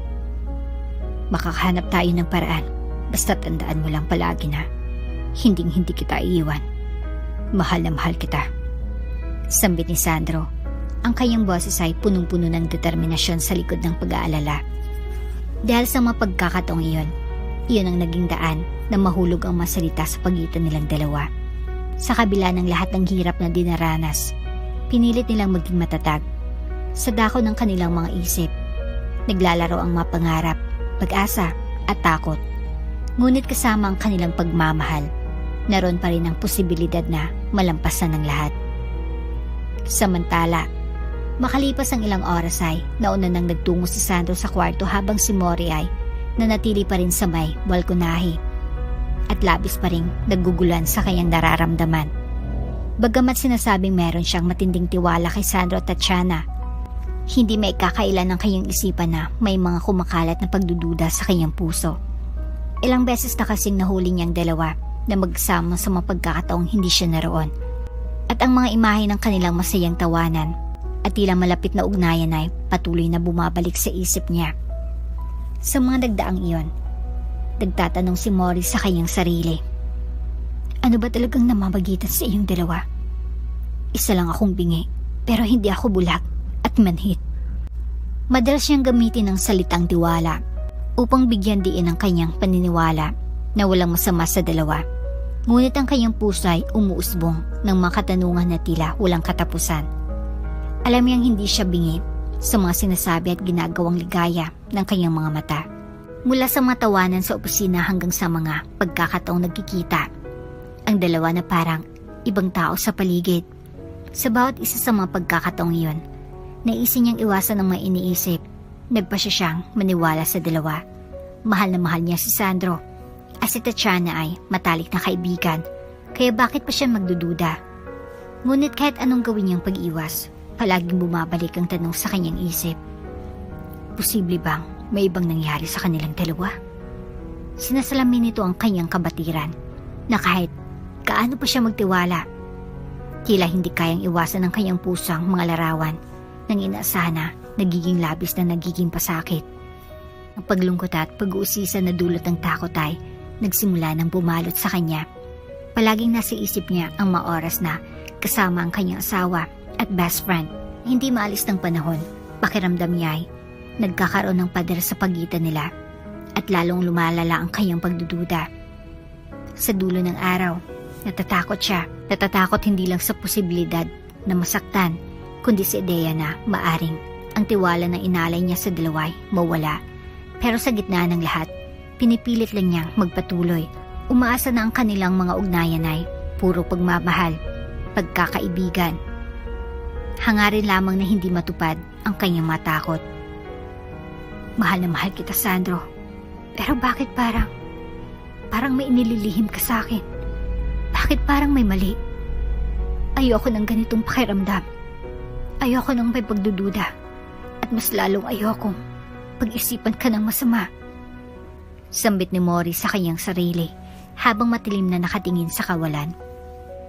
Nang sumunod na araw, sa hindi inaasahang pagkakataon ay biglang nawala ng malay si Mori. Nahimatay siya habang patungo sana sa may hardin. Nang makita siya ng mga katulong, ay kaagad naman siyang sinakluluhan ng mga ito. Ano bang nangyari, Yaya Leti? Nag-aalalang tanong ni Sandro sa mga katulong na nandun. Nakita na lang po namin, sir, na nakahandusay si Mang Mori sa sahigi, kaya pinagtulungan na po naming buhatin papunta doon sa may sofa. Nasa silid na nun si Mori at kasalukuyan ng sinusuri ng kayang doktor. Nang matapos siyang masuri ay doon na nila nalaman ang dahilan kung bakit bigla na lamang nawala ng malay si Mori. Mr. Sandro, natutuwa akong ibalita sa iyo na magiging tatay ka na. Si Mrs. Mori ay nagdadalang tao na. Congratulations. Sa sinabing iyon ng doktor ay tila walang pagsidlan ng galak na nararamdaman ngayon ni Sandro. Na sa wakas, after so many months na sumubok sila ay, sa wakas, nakabuo na rin sila. Habang si Sandro ay nagbubunyi sa saya. Sa may sulok naman ng siliday, nakatayo si Tatiana at kasalukuyang nakatingin sa kanila na nanlilisik ang mga mata. At para sa kanya ay isa itong masamang balita. Talaga, Dok? Magiging tatay na ako? Maluhaluhang tanong ni Sandro sa doktor. Sa mga oras na yun ay nagkamalay na rin si Mori. At dahil nga wala siyang marinig ay wala pa siyang alam sa nangyayari. Natunghayan na lang niya. Nakasalukuyan ng nakaharap sa kanya si Sandro na lumuluha ng mga mata. Honey, anong nangyari? Bakit nandito kayo lahat? Mahinang tanong ni Mori. Saka iginala ang kanyang tingin sa paligid. Bakit may doktor? Muli niyang tanong. Doon ay tinulungan ni Sandro si Mori na makabangon at maingat na isinandal sa may una nito sa kanyang likuran. Hindi naman malaman ni Sandro kung paano niya sisimulang imuestra sa kanyang mga kamay ang gusto niyang sabihin sa kanyang asawa dahil sa labis na kasabikan. Honey, hindi ko alam kung paano sasabihin ito pero magkakaanak na tayo. Nagdadalang tao ka na. Magiging nanay ka na. Lumuluhang wika ni Sandro gamit ang sign language. Nang makita ni Mori ang mga emosyon sa mukha ni Sandro, tila may kumikilos sa kanyang isipan. Hindi niya naiintindihan ang lahat, ngunit sa kanyang puso, ramdam niya ang saya at kaba. Kuminang ang mamata ni Sandro habang patuloy itong gumagamit ng sign language. At sa bawat galaw nito, parang isang awitin ng pag-asa ang umaabot sa puso ni Mori. Marahang tumango si Mori, kahit na nagguguluhan, tila may naisip na siya. Ang mga alaala ng mga nakaraang buwan, ang mga pagsubok at pag-asa na kanilang pinagdaraanan ay nag-iba na ng kulay. Sa kabila ng mga pagsubok, nariyan ang posibilidad na magiging magulang siya. Ang takot at kabang nararamdaman niya ay unti-unting napapalitan na ng saya. Mahal? Talagang nagdadalang tao ako? Tanong niya, na parang nag-aalinlangan habang ang kanyang mga kamay ay dahan-dahang bumangon upang lapitan si Sandro. Sagot ni Sandro, Oo, honey. Ito sigurong dahilan kung bakit lately ay napapadalas ang pagsama ng pakaramdam mo. Magiging magulang na tayo, honey. Ang mga luhay patuloy na bumuhos sa kanyang mga mata habang hawak-hawak ang kamay ng kanyang asawang si Mori. Subalit, sa isang sulok ng silid, nandun si Tatiana na nakatayo na may malamig na titig. Ang kanyang mga matay nanlilisik, puno ng galit at takot. Gusto na sanang umalis ni Tatiana, ngunit hindi niya magawa. Ang kanyang pangarap kay Sandro ay unti-unting nagiging realidad. At ang lahat ng ito ay tila isang hindi makatarungang laban. Sa paglipas ng mga minuto, patuloy na bumabalik si Mori sa kasalukuyan. Sa bawat kusang damdamin na pumapasok sa kanyang isip, napagtanto niyang kung gaano siya kalakas. Matagal niya nang pinapangarap ang pagkakataon na ito. At matapos ang lahat ng hirap, heto, at narito na siya. Sa wakas ay nagdadalang tao na rin siya. Ngunit bigla siyang nalungkot nang maalaala niya ang pinag-uusapan nila kagabi ni Sandro. Buntis na ako at lahat, ngunit di pa bumabalik ang pandinig ko, honey. Doc, kailan po ba ako muling makakarinig?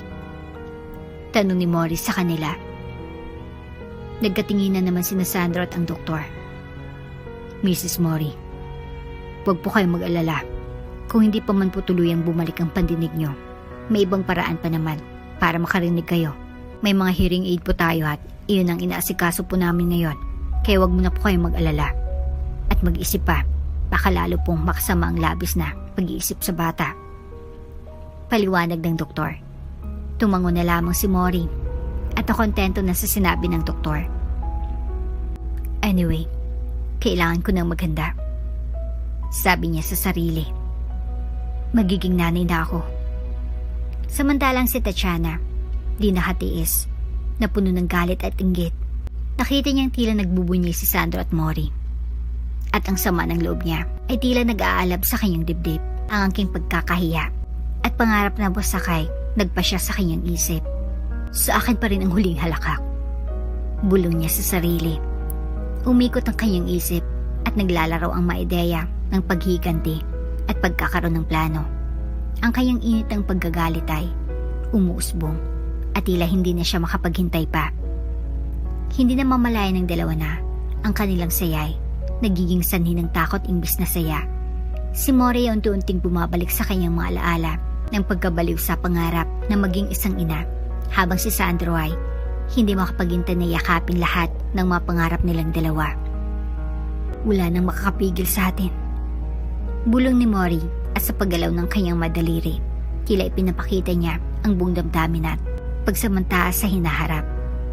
Ngunit sa likod ng kanilang mga ngiti, merong bahid ng mga madidilim na ulap. Ang puwersa ng nakaraan, ang mga sekretong dumadapo sa mga puso. Bighatin ni Tatiana at ang hindi pagkakaintindihan ay hindi lang basta doon natatapos. Sa mga sandaling iyon, ang tadhana ay tila nagtatawag ng mas malalim na istorya. At sa kanilang mga kasama, ang paglalakbay ng pamilya ay tila lumalawak sa mga inaasahang pagsubok at pagsasalong ng mga damdamin. Matapos ang mga tagpong yun, nang makaalis ng doktor ay natira na lang sa silid sina Sandro, Mori at Tatiana. Doon ay sinamantala ni Tatiana na lapitan si Mori. Saka bineso-beso pa ito at binati ng may peking pagkagalak. Mori, may beshi. Sa wakas naman, at magkakaanak na kayo nitong si Sandro. Sabay tingin niya kay Sandro nang may malagkit na tingin at hindi naman iyon nakalampas sa paningin ni Mori. Pero ipinagsawalang bahala na lamang niya iyon. Ngayon nga'y nakayakap si Tatiana kay Mori, kaya naman hindi kita ni Mori ang itsura ng mukha ngayon ni Tatiana. Thank you, Tatiana. Sobrang saya ko, sabi naman ni Mori, at ngayon ay magharapan na sila. Nakabalandra sa kanyang nakangiting mukha ni Tatiana. Ngunit sa loob-loob nito ay hindi siya masaya sa balitang yon. Baka naman nakalimutan mo pa akong kuning ninang ha? Ako nang mag-volunteer. Can't wait na maging kumari mo at maging kumpare nitong si Sandro. Sabay himas sa kamay ni Sandro na nakapatong si babaw ng kama na mabilis namang inalis ng lalaki. Hindi rin yun nakalampas sa paningin ni Mori, ngunit di na lang niya iyon pinansin ulit. Pero sa loob-loob niya ay may namumuunang pagdududa. Matapos ang usapang iyon ay minabuti munang lumabas si Sandro at Tatiana upang makapagpahinga ng maayos si Mori. Nagtungo muna si Sandro sa may balcony nang di niya namamalayang nakasunod na pala sa kanya si Tatiana. Hey, soon to be daddy. Para bang nanunukso pang pagkakasabing yun ni Tatiana kay Sandro. What are you doing here? Baka makita na naman tayo ni Mori. Please lang, Tatiana. Lubayin mo na ako. Magtira ka naman ng konting kahiyan sa sarili mo. Matalim na sabi ni Sandro kay Tatiana. Mahina ngunit may diin lamang habang palingalinga sa paligid dahil baka may makarinig sa kanila. Ngumisi naman si Tatiana na tila di man lang natatamaan sa sinabing iyon ni Sandro. What are you talking about? Ngayon pa ba ako titigil sa pagtataksil natin kung kailan buntis na si Mori? Kung kailan malayo na nating magagawang kalaswahan natin? Lumapit pa talaga siya kay Sandro upang haplusin ang mukha nito, ngunit iniwasan lang siya ng lalaki at galit na galit dito. Si Sandro ay nasa estado ng pagpipigil at tila nag-init ang ulo. Ang masalitang binitaw ni Tatiana ay parang nagpatagal sa kanyang isipan. Magtira ka naman ng konting kiyan sa sarili mo. Ang mga salitang iyon ay humahamon sa kanyang isip at sinisisi ang sarili sa pagkakasangkot sa ganitong sitwasyon. Ngunit sa halip na maapektuhan, tila mas nagsusumikap si Tatiana na magpatuloy sa kanilang baluktot na relasyon. Ngayon pa ba ako titigil? Sabi nito na puno ng pagkabuntong hininga. Para kay Sandro, parang tumatagos ito sa kanyang puso na nalulumbay. Alam niyang mali ang kanilang ginagawa, ngunit sa bawat pahayag ni Tatiana, siya ay natutukso na makipagtalik sa isang mundo na hindi na dapat umiral. Nagstay siya sa kanyang lugar, ngunit ang madistansya na nararamdaman niya ay hindi na talaga kayang gawing matatag.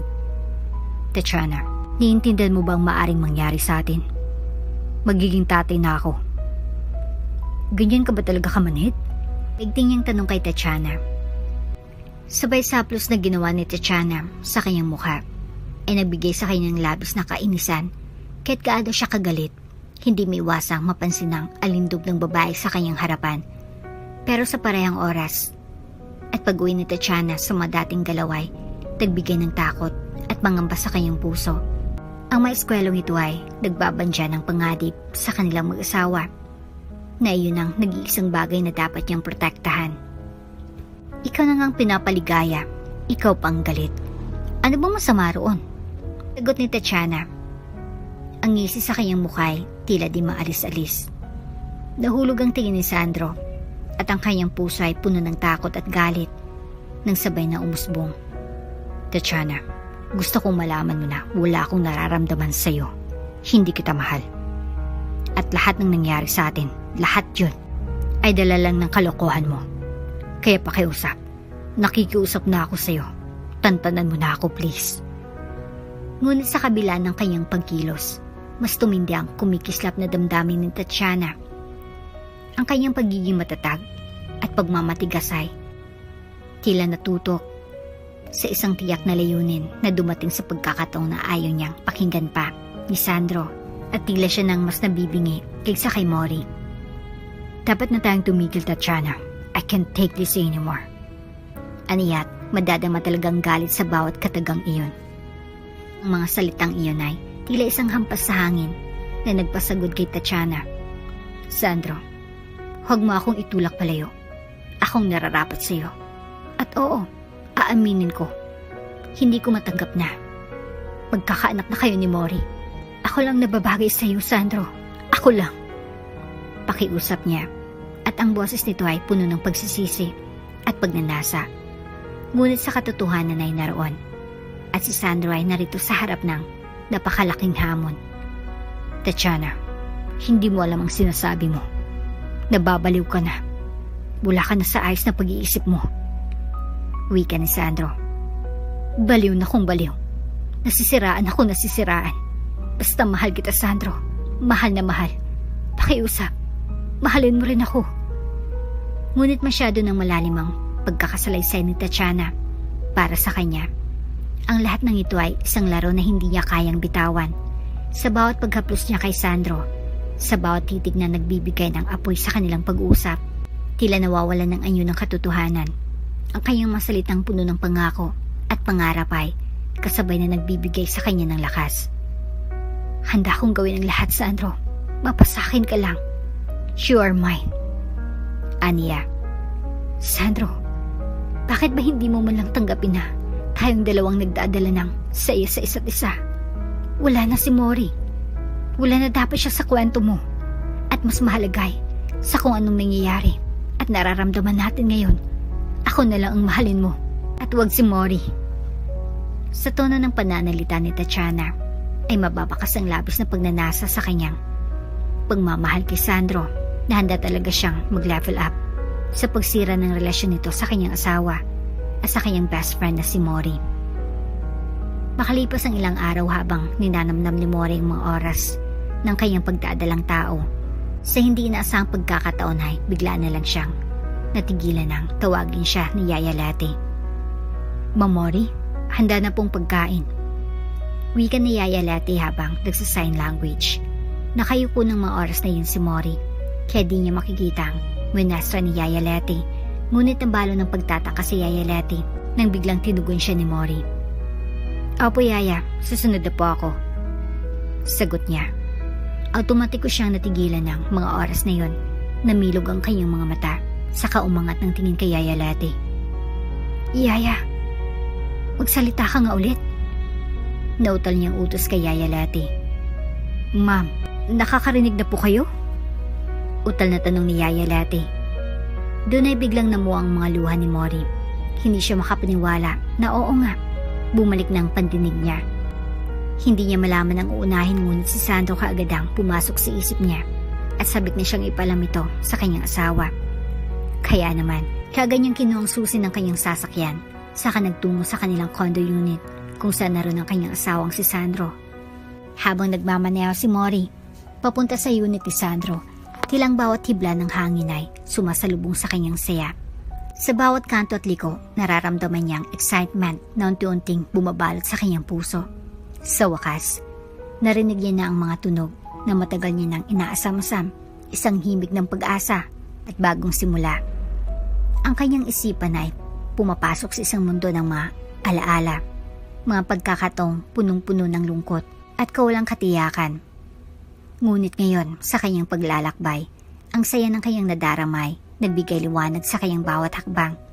Hakbang ng mga ilaw ng lungsod ay bumabagtas sa kanyang progreso. Siya nag-aalala lamang sa kung paano niya ibabahagi ang magandang balita kay Sandro. Mabilis ang takbo ng kanyang isip habang iniisip ang maaaring mangyari pagdating niya sa condo unit. Paano niya sasabihin kay Sandro? Anong magiging reaksyon nito? Nakaramdam siya ng sabik at takot sa parehong oras. Lahat ng masandaling nawala sa kanya, ang mga pag-uusap, ang mga tawanan, at ang mga simpleng kaingayan sa bahay, biglang bumalik sa kanya sa isang iglap. Sa pagdating niya sa kondo, nagtatakbo ang kanyang puso.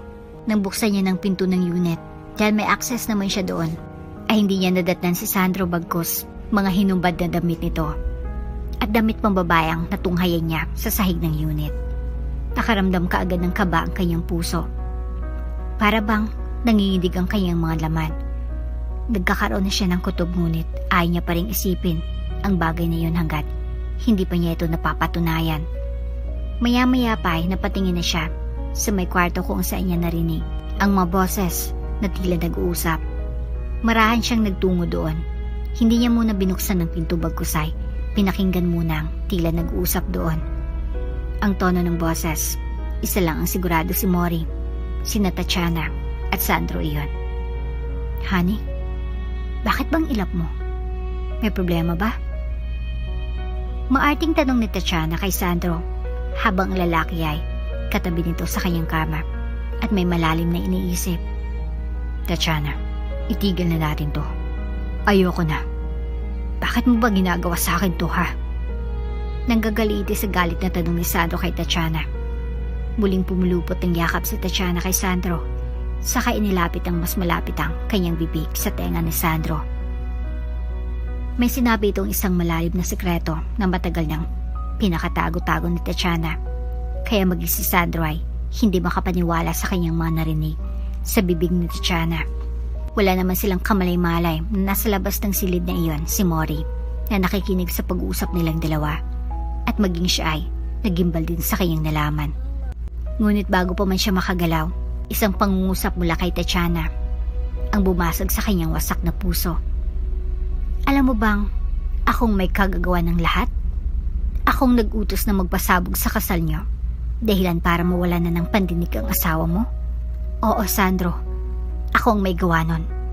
Dahil noon pa lang, sa tuwing ikinukwento ka sa akin ni Mori, sa tuwing ipinagmamalaki ka niya sa akin, nahulog na rin ako sa iyo. Nagugustuhan na kita. At simula noon ay, inggit na ako kay Mori. Pinagpantasyahan na kita. Minahal kita noon pa lang. Pagtatapat ni Tatiana. Halos magimbal ang buong mundo ni Sandro sa naging pagtatapat niya ni Tatiana. Habang si Mori naman sa labas ay tila napapaisip, at ang mga salitang ito ay parang kidlat na tumama sa kanyang isipan. Naglalakbay pabalik sa mga alaala ni Mori. Sa mga sandaling tila nagtataka kung bakit siya nawala ng pandinig. Sa parehong pagkakataon, tila bumagsak ang bundo niya sa mga salitang narinig. Nang matapos marinig ang lahat, umakyat ang galit at lungkot sa kanyang dibdib. Nais niya nang buksan ang pinto at harapin ang katotohanan, ngunit may natatanging takot sa kanyang puso. Gusto niyang ipakita na hindi siya natatakot, ngunit ang takot na mahuli at masaktan ay nanatiling nakabuntot sa kanya. Malapit na siyang mawalan ng kontrol, ngunit sa isang iglap, nagpasya na siyang pumasok. Ang pinto ay mabigat na tila hindi niya niyaya ang kanyang pagdapo. Mabilis ang kanyang puso habang siya ay pumasok sa silid. Nakatayo si Sandro. Ang mukha nito ay puno ng gulo, habang nakasandal si Tatiana sa kama. May matamis na ngiti na nakabaon sa kanyang mga labi. Mori. Bigkas ni Sandro. Nagulat sa kanyang pagpasok. Alam ko na. Sagot ni Mori. Ang boses ay puno ng hinanakit. Alam ko ng lahat. Dahil dito, nagsimula ng isang laban na puno ng emosyon. Isang labanan na hindi lamang sa panlabas na anyo, kundi sa loob ng kanilang mga puso. Si Mori, sa kabila ng kanyang mga limitasyon, ay handang ipaglaban ang kanyang katotohanan. Kahit gaano pa ito kasakit. Nukay ang kanyang diwa ang lahat ng galit, sakit at kirot na nadarama niya. Ang mundo nila ay tila nagiging magulo at siyang nagiging biktima ng mga pagkakamali ng iba. Bakit? Bakit mo ginawa to, Tatiana? Tanong ni Mori. Ang boses ay nag-aalab sa galit at sakit. Ngunit ang mga mata ni Mori ay nasakitang hindi natitinag na katotohanan. Alam niyang kailangan niya ng harapin ang kanyang kinakatakutan, ang katotohanan sa likod ng hindi pagkakaunawaan at sakit. Sa halip na sana magtaka sina Sandro at Tatiana kung paano yun narinig ni Mori ay nangibabaw pa rin ang pag-aalala ni Sandro sa kanyang asawa. Honey. Sambit ni Sandro na tila napupuno ng guilt at pagsisisi. Lumingon sa kanya si Mori na ngayon ay puno na ng luha ang kanyang mga mata. Sandro, paano mo nagawa sa akin to? Matagal na bang may nangyayari sa inyo ni Tatiana, ha? Umiyak na tanong ni Mori sa kanyang asawa. Ngunit ang mga mata ni Mori ay nasakitang hindi natitinag na katotohanan. Alam niyang kailangan niya ng harapin ang kanyang kinakatakutan, ang katotohanan sa likod ng hindi pagkakaunawaan, at sakit ng kanyang puso ay tila tumutugon sa mapaglalaban na emosyon sa kanyang isipan. Sa isang iglap, nagbago ang lahat ng plano. Hindi na siya kayang pigilan ng takot na umiwas sa katotohanan. Kailangan niya nang malaman kung ano talagang nangyari sa pagitan ni Sandro at Tatiana. Sa ilang minutong isipin, napagod na siya sa mga tanong na walang sagot, sa mga kawalang katiyakan na hindi niya kayang tiisin. Si Tatiana, na nasa likod ni Sandro, ay nag-aalinlangan sa pagkakataon na tila naipit sa gitna ng sitwasyon. Ang kanyang puso ay Tila nahadlangan ng mga emosyon habang nanonood ang mga mata ni Mori. Ngunit, dahil nandito na sila, paninindigan niya na ang mga salitang narinig nila. Muling humarap si Mori kay Tatiana at sa kanyang mga tingin, nararamdaman ng galit at sakit na mabilis na namumuo. Ikaw pa, Tatiana? Bakit? Paano mo nagawa sa akin to? Halos kapatid ang turing ko sa'yo tapos ganito? Paano mo naatim na gawin ang bagay na yun para lang makuha ang gusto mo? Anong klaseng tao ka, Tatiana? Galit na wika ni Mori. Minsan, ang mga salita ay tila mas matalim pa sa mabakas ng pisikal na sugat. Ang damdamin sa hangin ay tila nag-uumapaw at batid ni Mori na hindi niya na kayang tipirin ang sakit. Nang sa wakas ay magtagpo ang kanilang mga mata. Nagkausap silang tatlo na naglalaman ng saloobin at hindi pagkakasundo, walang salin na pagtatago at maskara. Ang mga emosyon ay nagbabalik-balik at handa na silang humarap sa tunay na anyo ng mga mata at puso.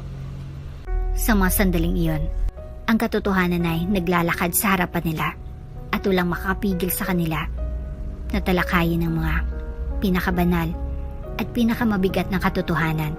Si Sandro at Tatiana, bagamat nag-aalangan, ay handang talakayin ng mga kinakabahan na sagot patungo kay Mori, na puno ng takot ngunit naglalaman din ng pag-asa na mahanap muli ang kanilang mga landas sa isang mundo na puno ng ligaya at pagkakaintindi. Isang mundo kung saan ang mga sugat ay kayang maghilom. Ngayon, alam mo na, Mori.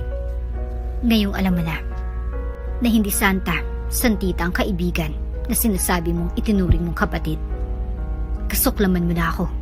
Wala akong pakialam dahil hindi ko nababawin ng mga sinabi ko na akong nagpasabog ng bomba sa kasal niyo para mawalan ka ng pandinig at tuluyan ang mawala ng silbi. Pero ngayon, tila isang himala na nakarinig ka na, talagang kinampihan ka pa rin ng pagkakataon. Pero wala akong pakialam dahil nakuha ko na si Sandro. Nakuha ko ng asawa mo at ilang beses na namin pinagsaluhan ng init ng aming mga katawan. Tama na, Tatiana. Tumigil ka na. Hindi na ako magtatago sa pamablackmail mo. Mori, honey. I'm sorry. I'm sorry sa lahat ng mga nagawa kong kasalanan. Nagawa ko lang yun dahil yung sa mental health mo lang ang iniisip ko. Mahal na mahal kita, Mori. Pinaglaruan lang talaga tayo ni Tatiana sa mga palad niya. Sabay tingin ni Sandro kay Tatiana na may masamang tingin. Napahagulhol naman si Mori sa pag-iyak dahil sa nagawang pag-amin ng kanyang asawa si Sandro. Habang umulan ng luha ni Mori, tila bumuhos ang lahat ng sakit at galit sa kanyang puso.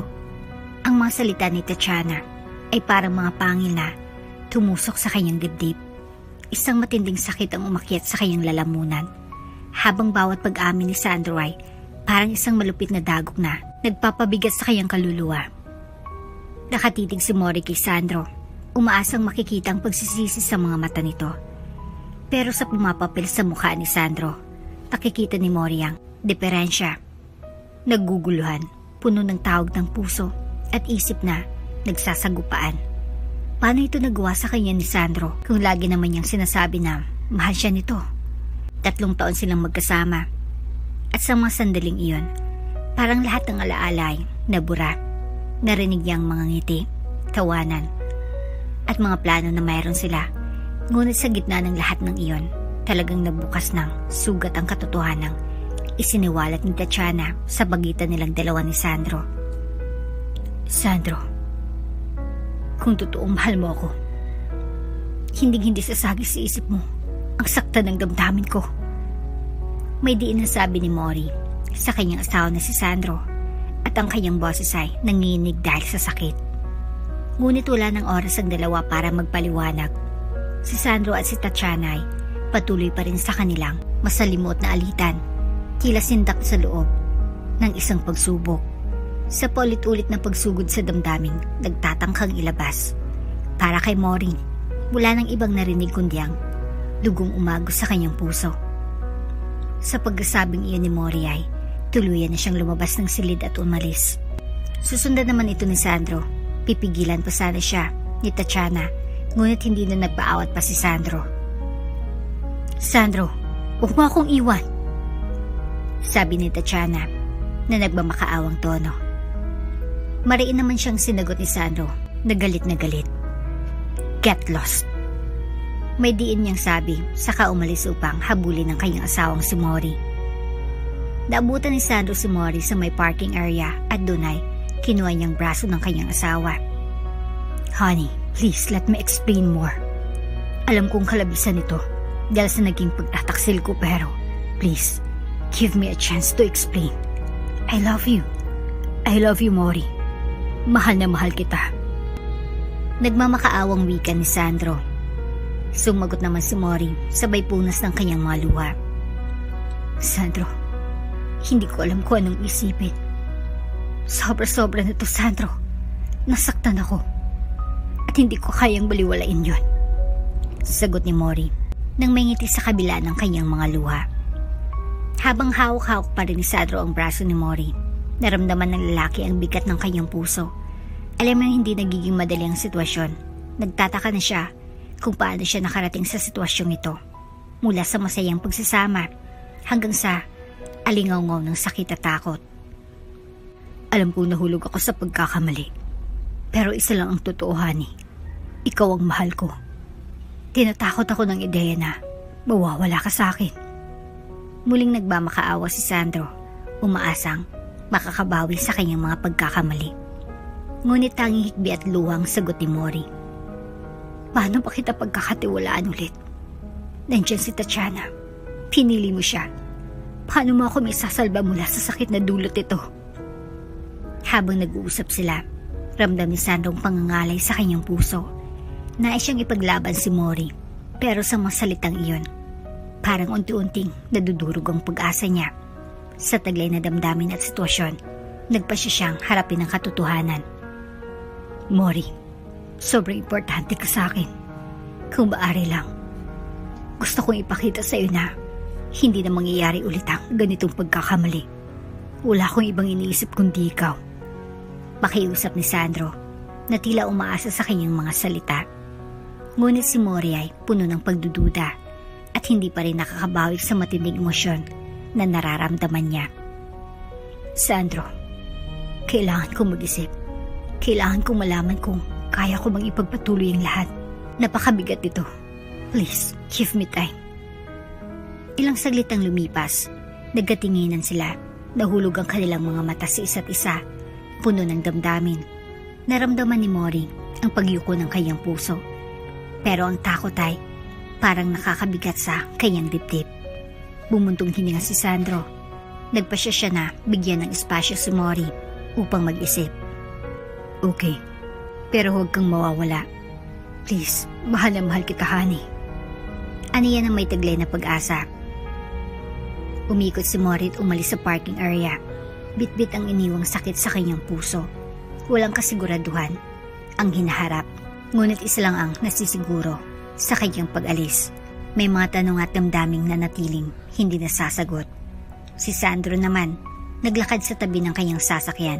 Ipinangako sa sarili na gagawin ang lahat upang makuha ulit ang tiwala ni Mori. Makalipas ang ilang araw, magkasama man sina Mori at Sandro sa isang bahay. Ngunit nanatili pa rin yung tensyon buhat ng nangyari sa kanila noon. May ginawang hakbang si Sandro na hindi pa niya naipaalam kay Mori dahil ayaw pa rin siyang kausapin ito. Nakipag-ugnayan si Sandro sa kanilang abogado at ilang mga kapulisan para ireklamo ang ginawang pagpapasabog ng Tatiana nung kasal nila, at ngayon ay may ibinaba ng warrant ang korte, kaya naman nahuli na si Tatiana. Samantala, si Mori naman ay tila malalim pa rin ang iniisip. Naubutan siya ni Sandro sa kanilang hardin. Pupunta sana doon si Sandro, ngunit dahil nga ayaw siyang makausap o makita man lang ng kanyang asaway, akma na sana siyang alis nang tawagin siya ni Mori. "Sandro." Biglang napahinto si Sandro saka muling humarap sa kanyang asawa. Ang tono ng boses nito ngayon ay may hinahon na at kalma na, tila nakapag-isip na. "Mori."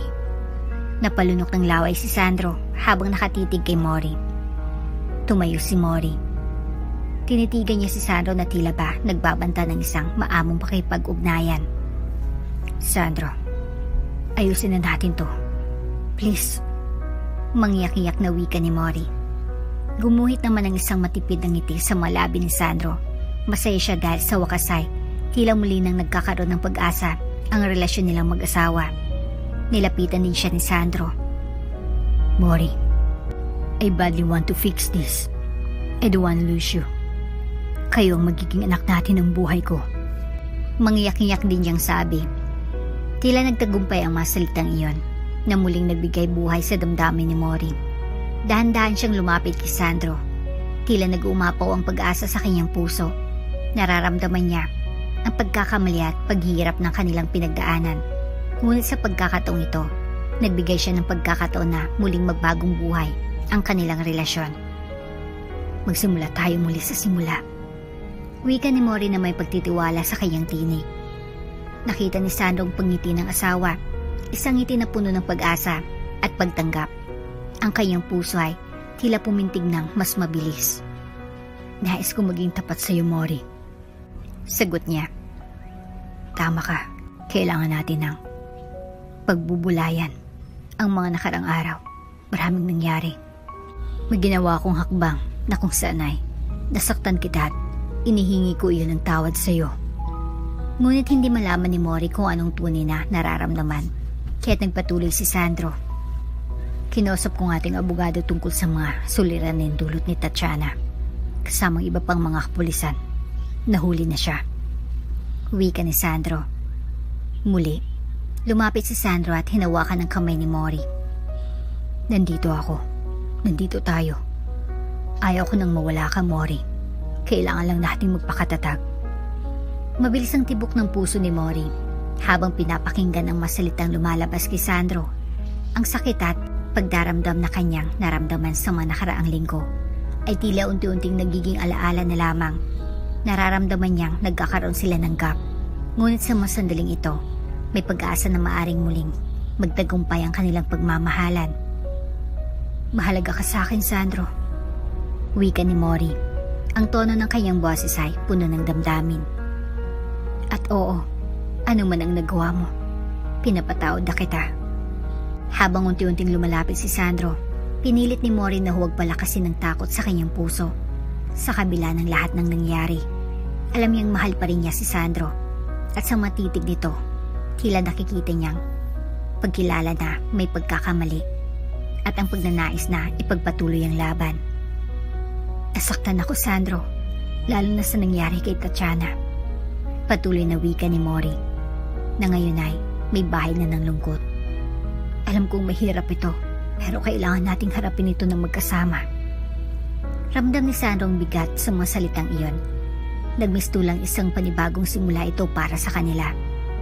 Mori, alam kong marami tayong pinagdaanan, ngunit nakikita kong handa kang makipaglaban. At para dito, handa rin akong lumaban. Sagot ni Sandro, ang kayang tinig ay puno ng determinasyon. Habang nasa likuran ng hardin, ang mga halaman ay tila nagbigay liwanag, sumasailalim sa kanilang mga puso na muling naglalapit. Mahalaga sa akin ang pamilya natin. Gusto ko ipakita sa iyo ang buong puso kong pagsisikap na itaguyod ang ating relasyon. Nakita ni Mori ang apoy sa mga mata ni Sandro, pag-asa at pagnanais na muling bumalik sa maayos na araw. At sa kanyang puso, unti-unting nagdesisyon siya. Handa siyang muling ipaglaban ang kanilang pagmamahalan. Magsimula tayo sa mga maliliit na hakbang, sabi ni Mori, habang yakap ang kanyang sarili na parang humihingi ng lakas. Tanggapin natin ang mapagkakamali natin at sabay natin itong putulin.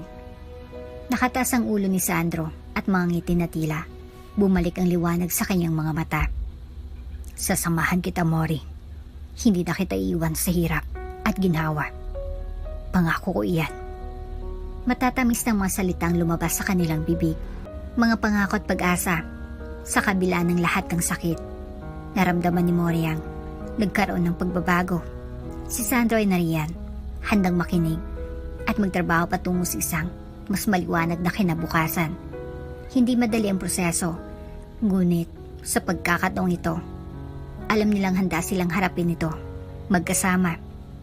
Nagtaglay ng bagong pag-asa ang kanilang mga puso. Hindi na nila pakikinggan ang mga nakaraan, kundi tanging mga bagong simula at mga pangarap na sabay nilang itatayo. At sa bawat hakbang, kahit na ang sitwasyon ay hindi pa ganap na maayos, nagkaroon sila ng kumpiyansa na kaya nilang muling bumangon at bumuo ng mas magandang buhay. Doon din nalaman ni Sandro na si Mori pa lang naging donor din noon ng kanyang ina nang magsagawa ito ng skin transplant, kaya nagkaroon ito ng peklat sa kanyang may bandang tiyan. Kaya naman, walang dahilan para hindi nila solusyonan ang kanilang problemang dalawa bilang mag-asawa. Nang matapos ang unos ng buhay ng dalawa, makalipas lamang ilang buwan, ay isinilang na ni Mori ang kanilang kauna-unahang supling ni Sandro na pinangalanan nilang Lily Mori. Isinunod ni Mori sa kanyang pangalan at idinikit ang pangalang Lily dahil ito ang paborito niyang bulaklak. Napakaganda ng anak natin. Kamukhang kumukha mo siya, honey. Maluhaluhang wika ni Sandro habang karga-karga niya ang kanilang anak. Nakangiti naman si Mori habang pinagmamasdan ng mag-ama. Ang saya ko, honey. Ang buong akala ko ay hindi ko na maririnig pa ang unang pag-iyak ng ating anak. Kay buti talaga ng Panginoon. Teary-eyed naman na sabi ni Mori. Tiningin niya si Sandro. Of course, God is good. At siya ang dahilan kung bakit nalampasan natin nang magkasama ang pagsubok na nagdaan ay sumubok sa ating pagsasama. We made it. At ipinangako natin na mas magiging matatag pa tayo para sa ating Lily Mori. She deserves to have the strongest parents on earth. Sagot naman ni Sandro. Oo naman, tayo ang magiging superhero ng ating baby. At nagatinginan na lang ang mag-asawa. Tunay nga sa buhay ng mag-asawa, hindi mawawala o maubos ang pagsubok o problema, nariyan ng tukso, pagtataksil. Ngunit sa kabila ng lahat ng ito, tanging pag-ibig lamang ang gagamot at maghihilom sa dalawang pusong nasugatan kung may natitira pang pagmamahal ang dalawang taong magkasintahan sa isa't isa. Sa kaso ni Mori at Sandro, nagkamali man si Sandro, ngunit bandang huli, nanaig pa rin sa puso ni Mori ang kanilang pinagsamahang mag-asawa at naibigay ang pagpapatawad at pagtanggap para sa relasyon nilang mag-asawa. Dahil tunay naman na kung mahal niyo ang isa't isa, ipaglaban niyo at huwag magpatalo sa tukso at sa kalaban. At dito na nga po nagtatapos ang ating kwento. Hanggang sa muli, ito ang pinaka-super na story. At nakakaiba habang nakikinig ako, hindi ko mawaring naramdaman ko sa governor na walang kwenta. At naantig ang puso ko sa magkapatid kasamang lola at ang ama. Lahat ng kasamaan ay hindi magtatagal kailanman. Thank you. Kung bago ka pa lang sa channel neto, ibang kwento ni Ate Jane, istorya mo, ikwento ko. Huwag kalimutang pindutin ang notification bell at subscribe button.